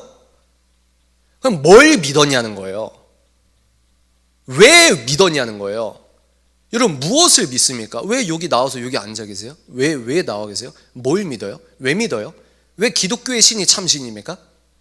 그런 여러분들이 성령 충만도 당연한 것이고, 여러분들이 나중에 제가 성령 충만의 5가지 적극적 증거를 말씀드릴 텐데, 여러분들이 무엇을 어떻게 믿는지 잘 정립되는 게 중요하다. 여러분들이 추상적으로 생각하면 전공 교수님 강의에서 리처드 도킨슨 책 읽고 또 어떤 책이죠? 유발 하라리 책 읽고 진화론은 아주 디테일하고 야 논리적인데 성경은 맨날 무슨 설화 같은 신화 같은 얘기 듣다가 아니 뭐 이게 엄청 논리적으로 촘촘하네, 이런 실험이 증명이 됐다고 하네, 아니 그러면 창세기 1장이 거짓말 아닌가? 여러분도 이렇게 세속화 된다고요. 그러면 이 세계관을 본질적으로 봐도 그렇게 하는데 연예계로는 다시 돌아갈까요? 여러분들이 미디어를 통해서 음란적 컨텐츠를 그냥 빨아들이는 거예요. 그러면 여러분들이 미디어로 받아들이는 걸 끊거나 거룩으로 돌아서지 않은 채로 이런 건 다 보면서 연애할 때 스킨십 하면 안 되는데 넘어지면 안 돼, 넘어지면 안 돼. 이게 말이 됩니까? 이게 성공이 될까요? 그게 상식이라고 보십니까? 그래서 여기에서 도출되는 결론이 논리가 있어요. 뭐냐? 여러분들이 제가 주창하는 내용이 뭐냐면 건강한 우리들이 지향해야 될 사랑과는 한번 따라해 보실까요? 밥 같은 사랑. 어머니 아버지가 여러분 섬겨주는 거 당연한 거 아닙니다. 어머니가 여러분 밥 해주는 건 절대 당연한 게 아니에요. 인간의 원죄성의 피해 중에 가장 강력한 피해는 저는 뭐라고 생각하냐면 가장 큰 기적을 가장 당연하다고 생각해요. 공기가 없으면 3분 안에 여기 사람 다 죽어요. 너무 당연하게 마시고 있어요. 무색무취하니까. 밥도 여러분 안 먹으면 안 돼요. 어머니가 당연하게 챙겨주는 그 밥 한 공기가 하나님 보실 때는 모세가 홍해를 가르는 기적일 수도 있다 이 말이에요. 이해가 되십니까? 그래서 제가 주장하는 거예요. 우리가 당연하다고 생각하는 거, 담백하다고 생각하는 거, 단순하다고 생각하는 거, 이게 귀한 거다. 성경이 말하는 건 막 목을 쬐고 뭐 다 참으라 그러고 다 하지 말라 그러고 답답해 이게 아니라 진리가 담백한 자유를 준다. 이게 참 자유다. 우리가 이런 연애와 결혼을 해야 된다. 이게 제가 주장하는 밥 같은 사랑입니다. 피자 같은 사랑은 반대겠죠? 말초적이고 자극적이고 아주 쾌락적으로 끝내주고 그런 삶과 그런 사랑을 쫓아가는 걸 저는 피자 같은 사랑이라고 해요. 그래서 저는 기독교인들에게 뭐라고 말하냐? 밥 같은 사랑을 해야 된다. 자 보십시오. 그러면 밥 같은 결혼을 하려면 어떻게 해야 될까요? 밥같이 연애해야겠죠. 그죠? 밥 같은 연애를 하려면 어떻게 해야 될까요? 나는 아무렇게나 살면서 밥같이 열심히 아주 담백하게 예수님 아주 잘 믿는 남자나 여자 고르려고 눈에 불을 켜고 돌아다니는 게 선교입니까? 그게 아니에요. 밥 같은 결혼을 하려면 밥 같은 연애를 하셔야 되고 밥 같은 연애를 하려면 나부터 밥 같은 사람이 돼야 돼요. 그래서 오늘 이제 미리 결론을 말씀드리면 제가 주장하는 바는 이겁니다. 우리가 하나님 기뻐하시는 연애 결혼이 되려면 내가 거룩해져야 돼요. 이게 결론이에요. 내가 나부터 거룩해야 돼요. 저는 한 번도 안 가봐서 모르겠지만 나는 막 부비부비 막 하는데 남자친구는 책 읽는 사람이 좋겠어. 독서가 몸에 밴 사람이면 좋겠어. 그 말이 됩니까? 물론 그렇게 결혼할 수도 있어요. 왜냐하면 하나님의 섭리는 모르거든요. 헛똑똑이 아시죠? 헛똑똑이. 그러니까 여러분 이게 그러면 이 사람 결혼 확신이 있나? 저 사람 확신이 있나? 여러분 이제 디테일하게 질문하시면 더 이제 풍요로운 시간이 될 수도 있었을 텐데 여러분 확신이 있어서 결혼했다고 이혼 안 할까요? 확신이 큰 만큼 조심해야 돼요. 왜? 그 확신을 내리는 나 자신의 영적 센서가 오염됐으면 확신이 클수록 그 저주 아닙니까? 이해가 되세요? 확신을 믿으면 안 돼요. 하나님의 섭리를 믿으셔야 됩니다. 그러니까 제가 여러 커플들 이렇게 보면은 헤어질 커플들은 헤어집디다, 결혼할 커플은 결혼합디다. 어른분들은 이게 어떤 말씀인지 아실 거라고 생각합니다. 여러분들 막 채점하듯이 내가 거룩한 연애 결혼 해야 되는데 세상에 너 이렇게 써? 그럼 마이너스 3점 이렇게 하지 마시고 자연스럽게 하루하루 건강하게 살아가 보세요. 아니면 정리가 됩니다. 맞으면 이렇게 걸어가다가 결혼 준비해보고 자연스럽게 가다가 여러분들 만나시는 게 결혼이다? 그러면 하나님 예비하신 짝이 그 사람이라는 거라는 개념이 있어요. 저는. 자, 그럼 이제 여러분 이제 말씀으로 보도록 하겠습니다. 왜냐면 결국은 말씀이 여러분들의 영혼을 사로잡는 거거든요. 아멘이십니까? 세 구절만 보도록 하겠습니다. 저만 얘기해 드릴게요. 여러분 성경책 안 피셔도 돼요. 첫 번째 요한일서입니다. 현대인의 성경입니다. 여러분 4장 7절부터 8절인데요. 사랑하는 여러분 서로 사랑합시다. 사랑은 하나님에게서 왔습니다. 사랑하는 사람은 모두 하나님에게서 나서 하나님을 알지만 사랑하지 않는 사람은 하나님을 모릅니다. 이것은 하나님이 사랑이시기 때문입니다. 아멘이십니까? 우리는 에로스와 아가페를 따로 떼놓고 생각하는 사람이 아닙니다. 이해가 되시죠? 물론 표면적으로는 우리가 분리해서 생각할 수 있겠지만 본질이 뭐일까요?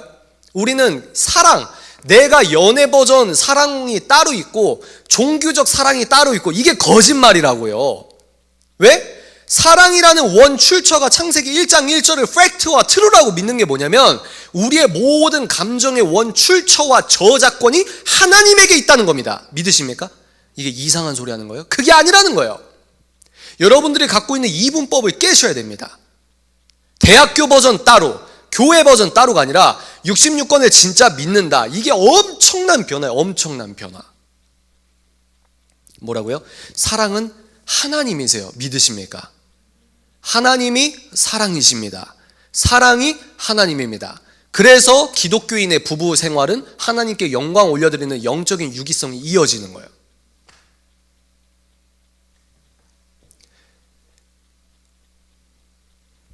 두 번째, 고린도전서 13장 4절부터 7절인데, 그러면 사랑은 하나님이야. 아니 알겠어. 사랑은 하나님이라는 거 알겠어. 그런데 디테일한 어떤 지침이 없을까요?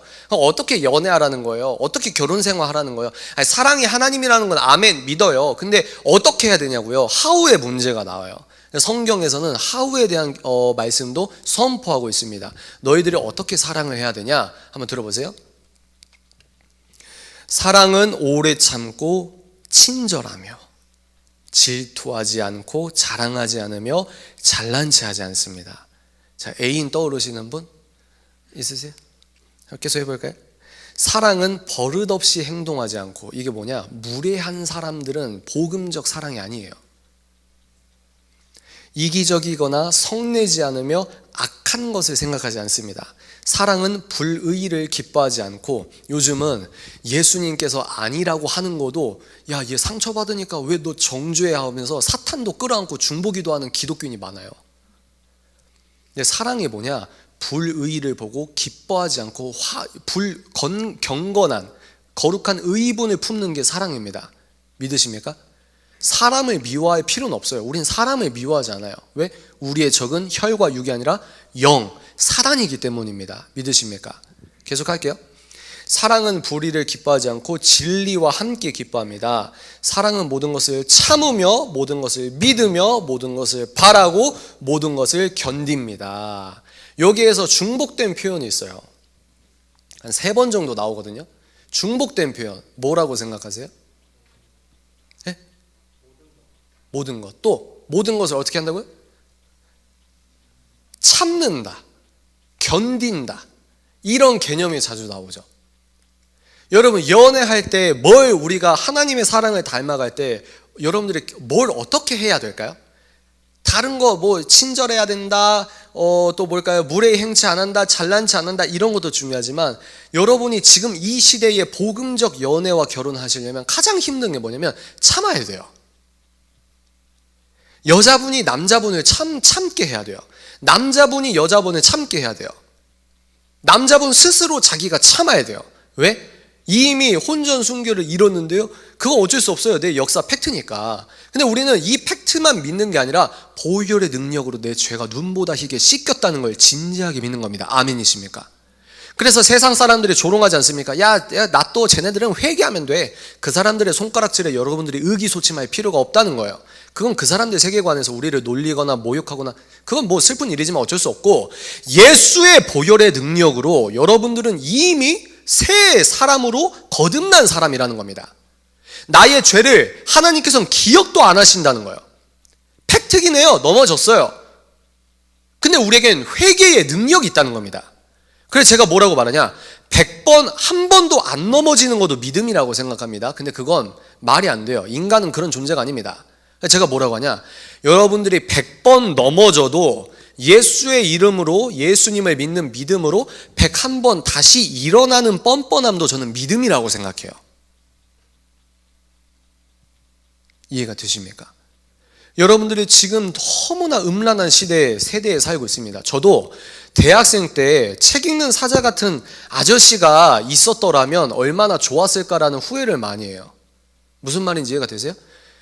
어떤 기준이나 이런 디테일한 복음적으로 생활할 수 있는 구체적인 방법론을 내가 젊었을 때부터 알았으면 좋겠다, 이런 생각을 할 때가 있습니다. 근데 우리가 이렇게 걸어가는 거예요. 믿음으로 걸어가는 거예요. 믿음으로. 이해가 되십니까? 뭐 한다고요? 참아야 된다. 견뎌야 된다. 왜 참고 왜 견딥니까?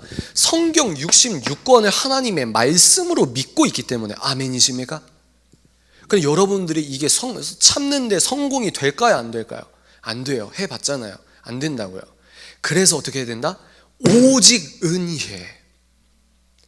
여러분들이 작정해야 될 게 뭐냐면 한 번도 안 넘어질 겁니다라고 작정을 하는 게 아니고, 아버지 하나님, 내가 다시 넘어지고 내가 얼마나 연약한지 주께서 아시지 않습니까? 내 스마트폰 검색어, 내가 최근 검색어 청소해도 주께서 아시지 않습니까? 내가 어떻게 살아갔는지 주께서 아시지 않습니까? 주님, 나 정말 진지하게 이겨내고 싶습니다. 주님께 101번 기도하려고 하는 걸 결심하라, 이 말이에요. 아멘이십니까? 여러분, 하나님 믿으세요? 정말 여러분 끊고 싶은 어떤 죄의 문제들 있죠.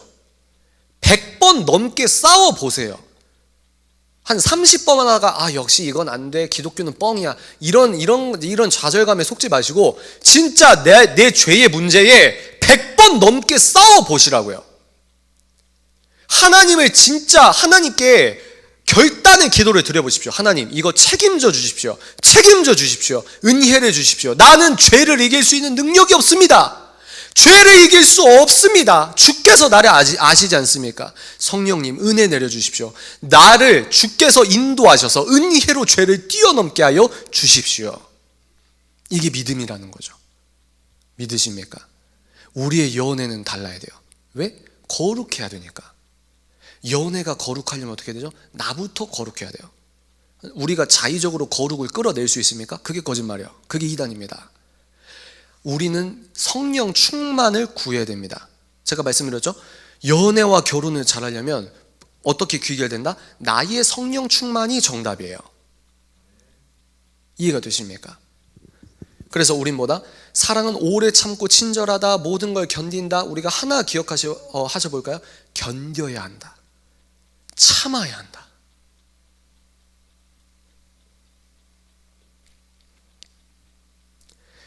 세 번째입니다. 마태복음 1장 23절부터 25절인데요.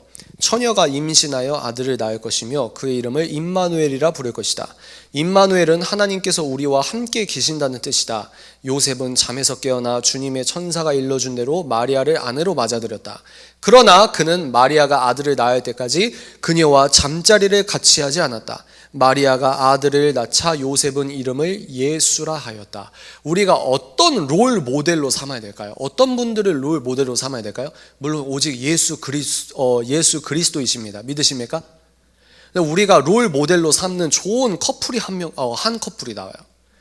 예수님의 아빠 엄마 요셉. 요셉은 어떻게 했다고요? 그러나 그는 마리아가 아들을 낳을 때까지 그녀와 잠자리를 같이 하지 않았다. 여러분들이 이 요셉, 특히 남자분들, 이 요셉을 롤 모델 삼아서 의롭다는 하나님의 칭찬을 받으시길 바랍니다. 아멘이십니까? 그럼 여기에서 대두되는 게 잘못된 근본주의에 빠질 수가 있어요. 남자분들이 그런 성향이 많으신데, 잘못된 근본주의가 뭐냐? 성욕 자체가 더럽다라는 생각을 하실 수가 있어요. 여러분, 성욕은 더러워요, 깨끗해요? 성욕은 좋은 겁니까, 나쁜 겁니까? 대답을 왜 못하시죠? 창피하세요? 내 옆에가 듣고 있어요? 성욕은 성욕 자체는 어떤 의미에서 축복이라고 생각합니다. 축복. C.S. 루이스가 뭐라고 했냐면 성욕은 피아노 건반이라고 생각해 보세요. 기독교인들은 하나님께서 이 악보를 보여주실 때 내가 성욕이라는 피아노 건반을 눌러야 할 때 누르는 거예요. 성욕 자체는 더러운 게 아닙니다. 이해가 되십니까? 그럼 성욕 자체는 더러운 게 아니면 성관계는 어떻게 됩니까, 여러분? 성관계는 축복이에요. 이해가 되십니까? 그리고 우리는 이제 피임이 개발되고 나서 성관계와 결혼을 뜯어놓고 있지만 원래 뭐냐? 성관계는 하나님께서 소중한 생명을 주시는 좋은 축복의 도구이자 매개입니다. 그리고 부부관계가 원활하게 될 수 있는 축복이자 매개가 성관계예요. 근데 우리는 이거를 너무 잘못 생각하고 있다는 거죠. 그래서 성령 충만하면 성욕 자체는 더러워 이러면서 내가 성적으로 어떤 느낌이 올 때 물론 죄성으로 인해서 내가 그런 신호를 느낄 수도 있겠지만 성욕 자체를 더러워하고 잠자리 자체를 더러워하고 그거는 좀 잘못됐습니다. 그건 전 아니라고 생각해요. 잘못된 근본주의에 빠질 수 있다. 성욕이라는 피아노 건반을 악보에 맞게 눌러야 될 때가 중요하다. 이해가 되십니까? 그래서 여러분 이제 오시는 분들 중에 김지연 대표님께서 저에게 말씀하실 때 제가 머리를 띵 하고 맞는 것 같았어요. 어떤 말씀이었냐면 책사님, 이건 성대모사니까 책사님 성관계는 결혼 후 배우자와만 하는 겁니다. 이렇게 말씀하셨는데 너무 당연하고 너무 은혜로운 말씀이잖아요. 근데 그 문장을 처음 들은 거예요. 제가 대표님께서 툭 말씀하셨는데 너무 당연한 말인데도 처음 듣는 거예요. 뭐라고요? 여러분 성관계는 아름다운 거예요. 아멘. 성욕을 하나님께서 주셨잖아요. 아름다운 겁니다. 단 언약 안에서 결혼 후에 배우자와만 누리는 것이다. 정리가 되시죠? 그래서 제가 관련된 내용을 읽어드리도록 하겠습니다. 결혼신학 아까 말씀드린 존 파이퍼 목사님의 책의 내용을 그대로 인용합니다. 성적 친밀함과 쾌감은 이 세상의 삶에서 도달할 수도 없고 상상할 수도 없는 환희를 표현한다. 두 번째, 하늘이 하나님의 권능과 아름다움의 영광을 나타내는 것과 마찬가지로 성적 쾌감은 다가올 내세에 우리가 그리스도와 더불어 누리게 될 측량할 수 없는 기쁨의 영광을 나타내는 것이다. 한 번도 안 들어봤죠. 이게 복음적인 어떤 성관계를 해석하는 방법 중에 하나라 이 말입니다. 단 언약 안에서 결혼 후 배우자와. 계속해 볼까요? 이거는 이제 기독교 윤리학이라는 책이 있습니다. 이 전 세계적인 복음주의 조직신학자 중에 웨인 그루덴 목사님이 계시거든요. 여러분 영어 좀 잘하시는 분들은 인스타그램에서 웨인 그루덴 목사님 구독하기 눌러도 되고, 여하간 그 훌륭한 목사님께서 기독교 윤리학이 뭐냐면 기독교인이 어떻게 월, 화, 수, 목, 금, 토요일을 살아야 될지 신학적으로 정리한 책이거든요. 거기에서 이제 성관계, 성욕 이런 것들에 대해서 얘기를 하셨습니다. 오늘날 대중문화에서 흔히 묘사되는 것과는 달리 성에서 가장 큰 기쁨과 만족은 미혼의 성인 사이에서 행해지는 성관계가 아니라, 미혼에서 이게 아니라 신실한 기혼 부부들, 특히 개인적인 삶에서 신앙심이 돈독한 신실한 기혼 부부들 사이에서 이루어지는 성관계를 통해 얻어진다. 그러면 여기에서 이제 논박을 하는 겁니다. 기독교인들은 저렇게 의미 부여하고 아주 지긋지긋해, 자기들만 담았대, 자기들이 무슨 행복하대, 저런 꼰대 같은 말을 아직도 하고 있으니 기독교는 없어져야 돼, 이렇게 생각하지 마시고, 실제로 시카고 대학교에서 연구를 해봤다는, 시카고 대학교에서 연구를, 부부 성생활에 대한 만족도를 논문을 써보니까 읽어볼게요. 시카고 대학교에서 이루어진 한 연구에서는 신앙인들이 결혼을 했을 때 최고의 성생활을 나누게 됨을 발견했다. 그들은 더 자주 성관계를 갖고 더 만족스럽고 즐거운 성관계를 경험하며 노년에 이르기까지 가장 오랜 세월 동안 성생활을 영위한다. 이 연구는 보수적이고 복음적인 개신교 신앙을 지닌 여자들이 가장 만족스러운 성생활을 영위하고, 이렇게 쭉쭉쭉 뒤에 내용이 나오거든요. 그러니까 우리가 한국 기독교인들이 유교도 약간 섞였고, 또 우리가 좀 눈치를 많이 보고 이 좁은 땅덩어리에서 거의 다 알고 지는, 거의 건너면 알잖아요. 그러니까 눈치와 체면과 평판 때문에 들어야 될 내용들을 막 숨어서 들어요. 그게 아니라 제대로 된 걸 제대로 들으라 이 말이에요. 이해가 되십니까? 연구를 해보니 기독교, 신실한 기독교 부부들이 성생활을 높게, 만족도가 높다는 걸 이 도표로, 논문으로 나왔다. 문제는 뭐냐? 이렇게 얘기를 해도 안 믿는다고요. 안 믿어요. 여기서 중요한 뼈 때리는 진리가 나오는데, 진리까지는 아니고 뼈 때리는 말씀 좀 해드릴까요? 뼈가 아픈 얘기 좀 해드릴까요? 해줘요, 말아요? 점점 자신이 없죠. 뭐냐? 여러분, 인간은 정답을 안다고 바뀌는 존재가 아닙니다. 이게 때로는 이 팩트가 너무 힘들어요. 저를 힘들게. 다시요. 인간은 정답을 알려준다고 바뀌는 존재가 아니에요. 여러분, 밤에 흰 밀가루, 정제된 밀가루와 나트륨 가득한 라면을 먹고 자면 내가 깊은 수면을 잘 수 있습니까? 그리고 내가 인스턴트 음식을 먹으면 먹을수록, 야식을 먹으면 먹을수록 내 신체 생활의 균형이 깨져서 내가 다음날 최상의 컨디션이 될 수 없는 가능성이 높아지는데 그걸 알죠. 그래도 여러분 밤에 가스레인지 불 켜지 않습니까? 다이어트, 제 아내는 저랑 연애 때부터 다이어트 선포를 7,000번 정도 한 것 같아요. 우리는 정답을 안다고 바뀌는 존재가 아니에요. 이렇게 기독교인들이 이렇게 성생활을 하고 진리 안에서 자유한 게 가장 행복하구나, 진리를 벗어나는 게 자유가 아니고 이건 방임이었고 진리라는 테두리 안에서 하나님의 진리의 운동장이 이렇게나 넓었구나, 그리고 여기에서 영위하는 자유가 참 자유고 나에게 마르지 않는 샘물이 되신 복음으로 말미암아 부부생활이 이렇게 거룩하고 행복할 수 있구나, 이걸 깨달을 수 있다는 거예요. 이걸 믿는 겁니다. 이게 정답이에요. 근데 안 믿어요. 그러니까 은혜가 필요한 겁니다. 선택을 해야 돼요. 여러분들 부모님 세대는 이런 식으로 교육을 덜 받거나 모르시는 분들이 많아요.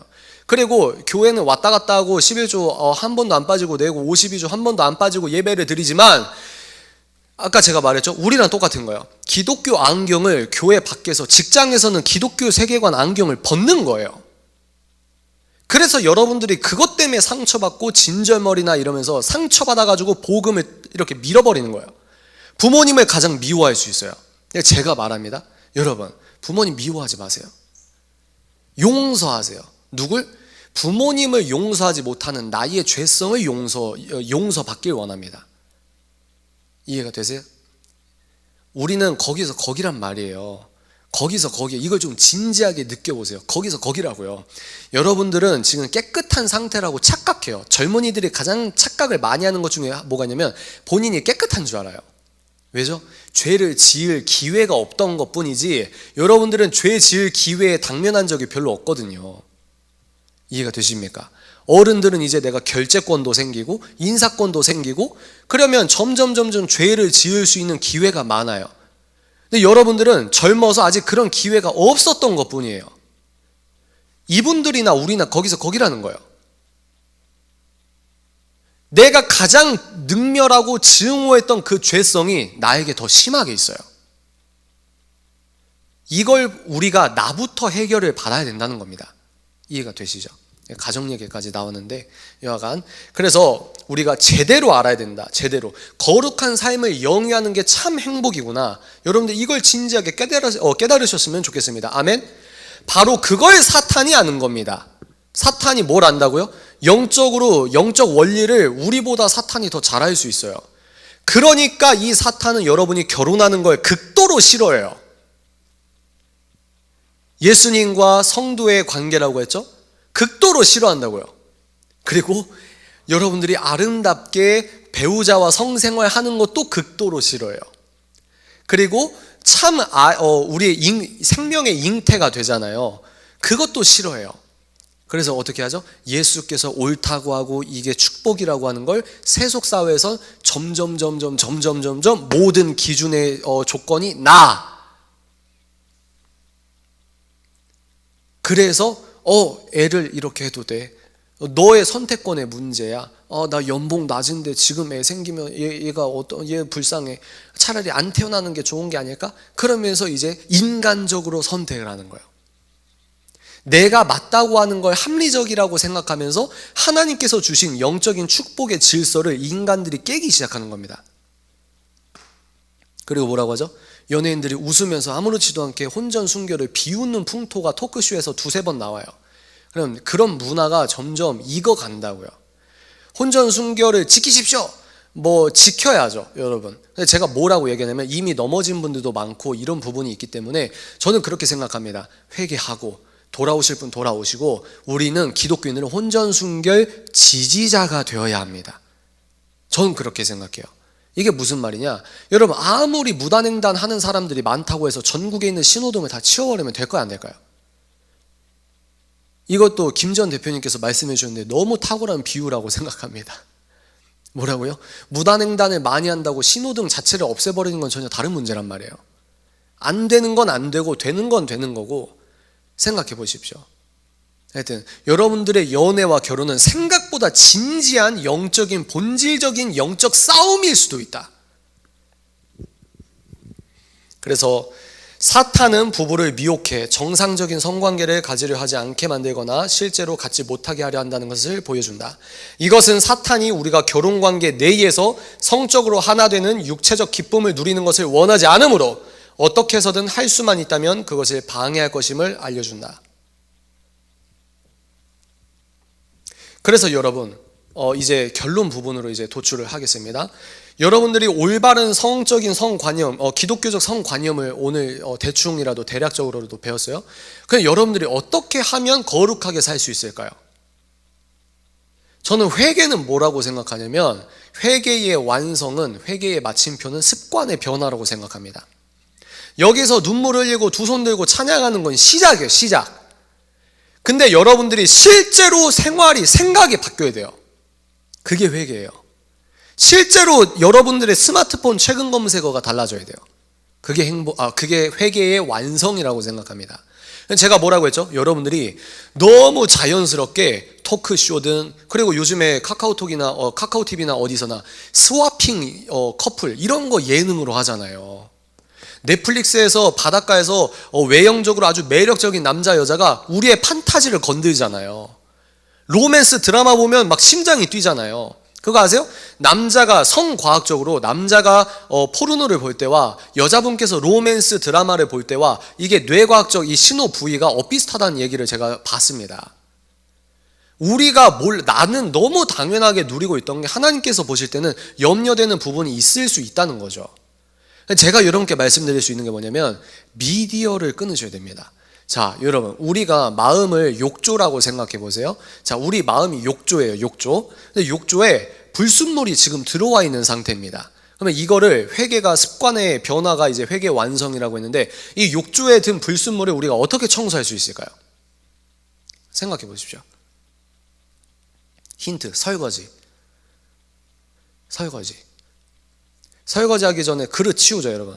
그릇 치우고 설거지 담가놓고 물 틀어놓고 내가 다른 거 이렇게 들고 왔을 때 오이 소박이 양념이 사라졌습니까, 안 사라졌습니까? 사라지잖아요. 이게 아주 귀한 영적인 진리를 향한 힌트라고 생각합니다. 여러분 욕조에 불순물이 가득하면 다른 사람들은 불순물에 집중해요. 오케이, 좋았어. 나 오늘부터 음란물 끊어야지. 음란물 끊어야 돼. 지금 뭐 하고 있죠, 제가? 음란문을 묵상하고 있잖아요. 이해가 되세요? 언어학적으로 프레임 이론으로 제가 뇌과학적으로 설명을 안 하겠습니다. 귀가 즐거우면 안 돼요. 오케이? 말씀으로 우리가 깨져야 된다 이 말이에요. 다시 내가 뭘 안 봐야 돼. 물론 이런 생각을 가져야 되죠. 근데 욕조의 불순물을 깨끗하게 바꾸는 거는 맑은 물만 틀어놓으면 됩니다. 아멘이십니까? 저는 이게 엄청 큰 인사이트라고 생각합니다. 그럼 맑은 물을 계속 틀어놓는 건 뭐냐? 여러분, 자기 전에 스마트폰 이미 이게 습관이 돼버렸다. 이미 여러분 습관 돼 있죠? 자기 전 스마트폰으로 뭘 보십니까? 그냥 여러분 지인들을 어떻게 사나 보는 거예요? 얘 이번에 여기 갔네? 얘 또 이렇게 했네? 얘 졸업했네? 이런 거 보세요? 뭐하러 봅니까? 저는 어떤 걸 추천하냐면, 자기 전에 오늘부터 유튜브에 이런 거 검색 한번 해보는 인생이 어떨까요? 요한복음 듣기, 로마서 듣기. 그러면 좋은 채널에서 성경에 관련된 이 얘기를 이 성우분들이 해주시거든요. 그러면 그거 듣고 자는 거예요. 저는 그러고 있거든요. 잠이 너무 잘 와요. 로마서 같은 거는 여러분 1시간만 들으면 1도 그래요. 하나님께 도전하는 거예요. 하나님, 나 요한복음이랑 로마서 100독 한번 해보겠습니다. 요즘은 너무 좋아져서 운전하거나 여러분 대중교통 이용하거나 멍 때리고 있을 때 로마서 듣기 계속 반복하는 거예요. 요한복음 듣기 계속 반복하는 거예요. 말씀으로 씻겨야 되거든요. 우리의 불순종과 미혹과 타협됨과 이게 말씀 아니면 씻기지가 않거든요. 정답 아무리 알려줘보세요. 뇌가 결과 아무리 말해줘보세요. 안 바뀌어요. 좋은 강의를 100번 들어도 안 바뀌어요. 말씀만이 사람을 바꿀 수 있습니다. 아멘이십니까? 말씀을 들어야 돼요. 그래서 미디어를 끊어야 된다. 미디어를 끊어야 된다. 그래서 제가 준비한 거 어차피 1시간 반 만에 끝날 수 있는 내용이 아니거든요. 그래서 제가 준비한 거 그냥 여러분 귀에 남으시라고. 그리고 유튜버가 좋은 게 뭐냐면 여러분 책임사자 연애결혼 치시면 그동안 한 것들이 좀 나오니까 저 말고라도 더 훌륭하게 설명하시는 분들이 있으면 여러분 알아서 골라서 보십시오. 오케이? 그래서 제가 생각하는 밥 같은 사랑 테스트 3개, 피자 같은 사랑 3개, 그리고 결론하고 기도하고 마칠게요. 오케이? 내가 연애하는 게 하나님께서 기뻐하시는 연애인가? 궁금하면은 뭘 바라보면 되냐면, 첫 번째, 연애를 하면 할수록 나와 예수님과의 관계가 깊어집니다. 하나님께서 기뻐하시는 연애는. 다시, 연애를 하면 할수록 나와 예수님과의 관계가 깊어져요. 여기서 여러분 주의해야 될 게 뭐냐면 우리가 깊어지는 게 아닙니다. 여러분, 결혼을 해도 내가 배우자를 가장 잘 사랑할 수 있는 기준이 뭔지 아세요? 내가 배우자보다 예수님을 더 사랑하는 게 배우자를 가장 사랑할 수 있는 비결이거든요. 하물며 결혼한 지금 남편도 유부남도 이러는데 애인은 배우자가 아니에요. 애인한테 여러분 모든 걸 막 보여주고 덮어주고, 이거는 섬김이 아닙니다. 이해가 되시죠? 이건 또 1시간짜리니까 넘어갈게요. 그래서 여러분들이 연애를 하면 할수록 내 예배자의 일상성이 깨진다? 그런 문제가 있는 거죠.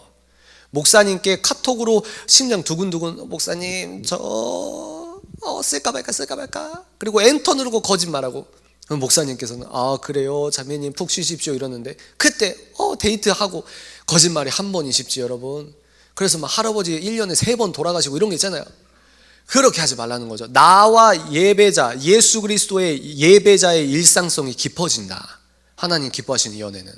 둘째, 연애할 때도 내 생활의 균형이 무너지지 않는 일상성이 유지된다. 같은 말입니다. 세 번째, 거룩의 열매가 맺힌다. 아멘이시죠? 그렇게 여러분들 분별하시면 될 것 같습니다. 이거를 이제 반대로 생각하는 게 나쁜 하나님께서 기뻐하시지 않는 연애일 수가 있겠죠. 자, 이제 결론입니다. 첫 번째, 서로 간 영적인 유사성을 높이기 위해서 여러분들이 올바른 기독교 세계관을 갖추시길 바랍니다. 아멘이십니까? 저는 시작이에요. 시작. 저는 시작이고, 더 유명한 건 하나님의 기준이 아니니까 더 복음적으로 훌륭하시고 하나님께서 크게 쓰시는 귀하신 분들의 책과 영상이 생각보다 많아요. 내가 평소 궁금해가지고 그런 분들 있거든요. 책임사자님, 제가 넌크리스천 남자친구 사귀는데요, 우리 오빠는요 논리적이라서요 하나님을 믿지 않거든요. 제가 속으로, 그게 논리적인 건가? 논리와 이성을 정직하게 마주하면 신의 앞마당에 도달하거든요. 그게 논리예요. 그러니까 본인이 뭘 말하는지 몰라요. 여하간 과학이 왜 하나님을 떠나는 과학이 대척점이 아니고 과학이 왜 기독교 품 안에 있는지, 그리고 내가 이성적으로 가든 어떻게 하든 연애를 어떻게 해야 되는지, 결혼을 어떻게 해야 되는지, 그리고 또 기독교 세계관을 어떻게 정립해야 되는지, 우리가 유튜브 알고리즘에 종속되는 것만 끊어버리면 그런 책들이 엄청 많아요. 검증된 목사님과 기독교 신학자들이 쓴 책이 너무 많아요. 그런 것도 읽어보십시오. 그리고 남자친구와 영화 보고 세속적인 영화 보고 나누는 게 아니고 기독교 컨텐츠 보고 나누세요. 여러분들은 그리스 이성 철학이 기반된 공교육을 20년 동안 들어왔기 때문에 헬레니즘적인 사고관을 갖고 있단 말이에요. 그러니까 여러분들은 그냥 안 믿고 왜 그렇게 믿어야 되는지를 따져요. 논리를 따져요. 그래서 기독교 변증학이라는 게 있거든요. 그런 책들이나 영상을 보고 나누라는 거죠. 너는 어떻게 생각해? 난 어떻게 생각해? 이런 것들이 데이트의 일환이 될 수 있지 않을까. 두 번째, 행복한 연애와 결혼을 하고 싶다면 나 자신의 습관부터 거룩으로 바꿔야 된다. 아멘이십니까? 진정한 회개의 완성은 습관의 실질적 변화입니다. 100번 넘어져도 101번 예수의 믿음으로 일어나십시오. 그게 믿음이라고 생각합니다. 세 번째, 기독교 세계관 안에서 연애하고 결혼하십시오. 데이트는 인격적 대화라고 했어요. 결혼은 궁극적으로 하나님의 영광을 위한 것이라고 했습니다. 세 번째, 성관계와 생명, 가정, 결혼 간 끊어진 다리를 재건해야 돼요. 성관계는 육체적 쾌락의 놀이가 아닙니다. 이해가 되시죠? 네 번째, 연애 결혼의 막연함에 짓눌리지 말고 하나님의 나라와 의를 먼저 구하십시오. 제가 뭐라고 했죠? 연애 결혼 어떻게 되지? 연애 결혼 어떻게 되지? 미시적인 것 관심 갖고 이렇게 얘기 듣는 것도 좋아요. 근데 제가 뭐라고 했죠? 결론은 나의 성령 충만이 답이에요. 오케이? 하나님의 영광 올려드리기 위해 진지하게 고민하는 게 정답입니다. 내가 취업 걱정이건 연애 걱정이든 신앙 걱정이건 하나님의 나라와 의를 먼저 구하십시오. 진짜 그렇게 해보세요. 해보시고 불평해보세요. 하나님께서 어떻게 갚아주시는지. 오케이? 그 결단을 하라는 거죠. 시급한 연애를 위한 가장 현실적인 답안은 예수님과 여러분의 관계 개선, 즉 나 자신의 성령 충만이다. 애인보다 예수님을 더 사랑하셔야 됩니다, 여러분. 이건 결혼할 때도 마찬가지예요. 예수님보다 애인을 더 사랑할 때부터 여러분들의 영적 긴장과 균형이 깨지기 시작할 겁니다. 그러니까 어떻게 되든 여러분들의 예배자의 일상성을 잘 영위하시는 거에 집중을 하시라. 마지막, 채점이 아닌 용서와 관용으로 시작하시라. 이게 무슨 말이냐? 우리들이 이렇게 들으면 체크리스트를 만들어서 너 이랬어? 아쉽지만 넌 B-니까 내 결혼 상대자가 될 수 없어. 탈락? 이게 아니고 내가 부족하듯이 상대도 부족하다. 우리가 한국 사회에서 지금 가장 필요한 것 중에 하나가 뭔지 아세요? 용서예요. 용서. 하나님께서 하지 말라는 거를 부추기라 이 말이 아니에요. 그냥 다 너도 좋고 얘도 좋고, 이건 관용이 아닙니다. 예수 그리스도의 관용은 뭐냐면 진리의 울타리 안에서 올바른 걸 선포하고 설명해주고 기다리는 게 예수의 사랑이에요. 근데 이게 뭐냐? 여러분들이 인간관계를 시작할 때 상대의 허물을 봤을 때 그 허물을 통해서 배신감이 있을 수 있죠. 근데 두 가지입니다. 그 배신감으로 헤어질 수도 있어요. 근데 인간적인 신뢰가 깨지는 바로 그 순간부터 신적인 신뢰가 시작될 수 있습니다. 이것은 이제 아직 결혼 안 하신 분들은 어떤 말인지 모르실 거예요. 그러니까 내가 너무 오빠를 믿었어. 세상에 오빠를 이렇게 믿었는데 어떻게 나한테 이럴 수가 있어. 부들부들. 그동안 나를 보고 사랑했다고, 사랑한다고 그렇게 설명해주고 껴안고, 근데 이렇게 거짓말하면서 나를 속이면서 그렇게 내 앞에서 사랑한다고 한 거야. 부들부들. 그게 배신감이 있죠. 배신감이 있어요. 근데 이 인간 관계에서 오는 깨지는 그 관계에서 헤어지면 헤어지는 건데, 여기에서 인간적인 기대가 무너졌는데 역설적으로 신적인 사랑과 희생을 배우는 사람들이 있다니까요. 남편의 외도를 목도한 전국에 있는, 전 세계에 있는 모든 다른 배우자가 이혼을 택했으면은 한국이나 전 세계는 지금 완전 달라졌을 겁니다. 그러니까 이거는 이제 결혼용이죠. 성인 버전이죠. 이거는 이제 나중에 하는 거고. 근데 여러분들도 마찬가지. 사람을 기대하지 말아라.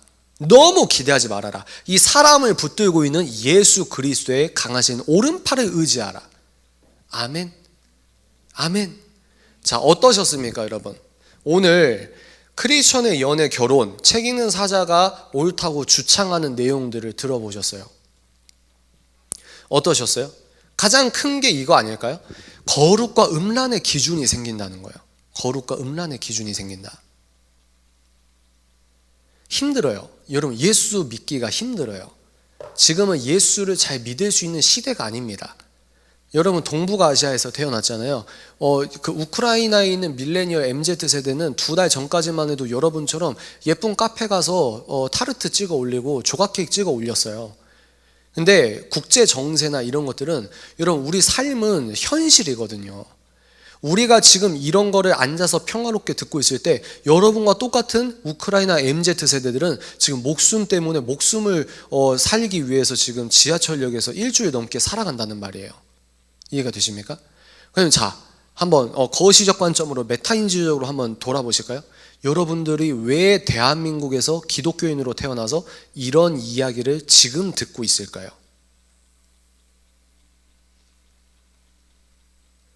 우리가 연애 때 깨져서 시험 들어서 전도사님한테 기도 제목 이렇게 얘기할 때 어떤 땅에서는 포탄을 피하면서 예수 그리스도께 기도하는 청년들도 하나님은 같이 보고 계세요. 근데 여러분들은 동북아시아에서 지금 대구에서 2022년에 왜 기독교인으로 태어나서 이런 이야기를 지금 듣고 있습니까? 하나님의 목적을 생각해 보시기 바랍니다. 아멘이십니까? 이 얘기를 왜 듣게 하셨냐는 거예요. 왜 이런 얘기를 듣게 하셨을까요? 거룩한 동역자가 필요하기 때문입니다. 아멘이십니까? 아버지 하나님의 마음과 그 속뜻을 간절히 공유하는 거룩한 하나님의 동역자들이 필요해요. 여러분들은 대한민국에서 태어났습니다. 대한민국 기독교인이에요. 왜 그렇게 태어났을까요? 왜 우리는 종교의 자유로 이렇게 너무 당연하게 너무 이런 프로그램을 들으면서 행복하게 복음적 자기 개발을 할 수 있는 사회에서 태어났을까요? 여러분들이 그걸 진지하게 생각해 보시기 바랍니다. 결혼은 뭐라고 했죠? 하나님께서 여러분을 향한 비전을 나의 영혼의 반쪽과 함께 풀어가는 영적인 여정의 시작이 결혼입니다. 여러분들이 그 아버지의 속뜻을 기억하셨으면 좋겠어요. 아멘. 그 반주 하시면 반주 해주실 수 있으십니까? 우리가 이제 몇 가지 기도하고 마무리를 하도록 하겠습니다. 첫 번째 우리가 기도할 것은 여러분이 진지하게 여러분이 하고 싶은 말들을 하셨으면 좋겠어요. 누구한테? 하나님에게. 여러분이 진짜 하고 싶은 말을 솔직하게 하세요. 지금 여러분들의 관계가 어떤 관계인지 모르겠지만 그런 게 있잖아요. 얘도 나를 잘 알고 나도 얘를 잘 알고, 얘는 평소에 어떻게 믿음 생활했고, 이걸 얘는 누구랑 사귀었다 깨지고, 이거 다 알아요. 그러니까 우리는 옆 사람 눈치 보고 기도까지도 눈치를 봐요. 그게 아니라 내가 하나님 앞에 단독자로서 여러분이 지금 이 순간 하나님께 올려드릴 기도를 먼저 했으면 좋겠습니다. 이해가 되십니까? 하나님, 나 오늘 이런 얘기 들었는데 내가 못해요. 주님 하시지 않습니까? 하나님, 성령님께서 어떻게 하신다고요? 여러분의 잘못들을 깨닫게 하시는 분이 성령님입니다. 하나님 있는지 잘 못 느끼겠어요? 그냥 관습적으로 예배 드리셨습니까? 죄를 깨닫게 하시는 분이 성령님이에요. 성경에 나타나신 그 성령님께서 지금 여러분의 마음을 터치하신다 이 말입니다. 이해가 되십니까? 첫 번째 기도는 단독자로서 여러분께서 죄가 떠오르는 것들을 회개하셨으면 좋겠습니다. 아멘이실까요? 우리가 진지하게 그렇게 기도해도 될까요? 소리 높여서 데시벨 높여서 기도할 수도 있지만 진지하게 여러분이 하나님 앞에서 하고 싶은 말씀을 정직하게 하시길 바랍니다. 우리가 다 같이 짧게 기도하도록 하겠습니다. 기도하시겠습니다. 하나님 아버지 감사합니다. 아버지, 우리를 불쌍히 여기십시오. 아버지 하나님 감사합니다. 오늘 연애, 결혼, 크리스천들은 어떻게 연애하고 결혼해야 하는가 우리가 배웠습니다. 아버지 하나님, 결국은 하나님께서 기뻐하시는 연애와 결혼을 묵상해보니 나 자신의 성령 충만임을 깨닫습니다. 아버지, 그러나 아시지 않습니까? 나는 못합니다. 아버지께서 누구보다 잘 아시지 않습니까? 나의 이런 죄책감, 절망감, 예수 그리스도 이름으로 깨끗이 씻김 받을지어다. 아버지 하나님, 우리가 다시 결단합니다. 100번 넘어져도 예수 이름의 능력으로 101번 일어납니다. 주님, 이것을 의로 봐주시고 믿음으로 봐주시고 나에게, 우리에게 은혜와 자비를 내려 주십시오. 아버지, 그리고 우리 대한민국 청년들이 하나님께서 기뻐하시는 연애와 결혼을 선택할 수 있도록 복음의 마라나타, 부흥이 일어나길 원합니다. 아버지 하나님, 예수 잘 믿는 국가 되게 하시고 예수 잘 믿는 젊은 세대와 다음 세대 되게 하여 주십시오. 여기 계신 청년분들께서 아버지 하나님과 동역하며 위대한 하나님의 뜻을 선포하는 비전의 사람들이 되게 하여 주십시오. 감사합니다. 우리가 한 달 동안 귀한 하나님의 말씀 들을 때 귀가 즐거운 시간이 아니라 영혼이 깨지며 정말 예수님 닮아가기를 결단해서 내 습관이 실제로 변하는 성령 충만의 새 사람 되게 하여 주십시오.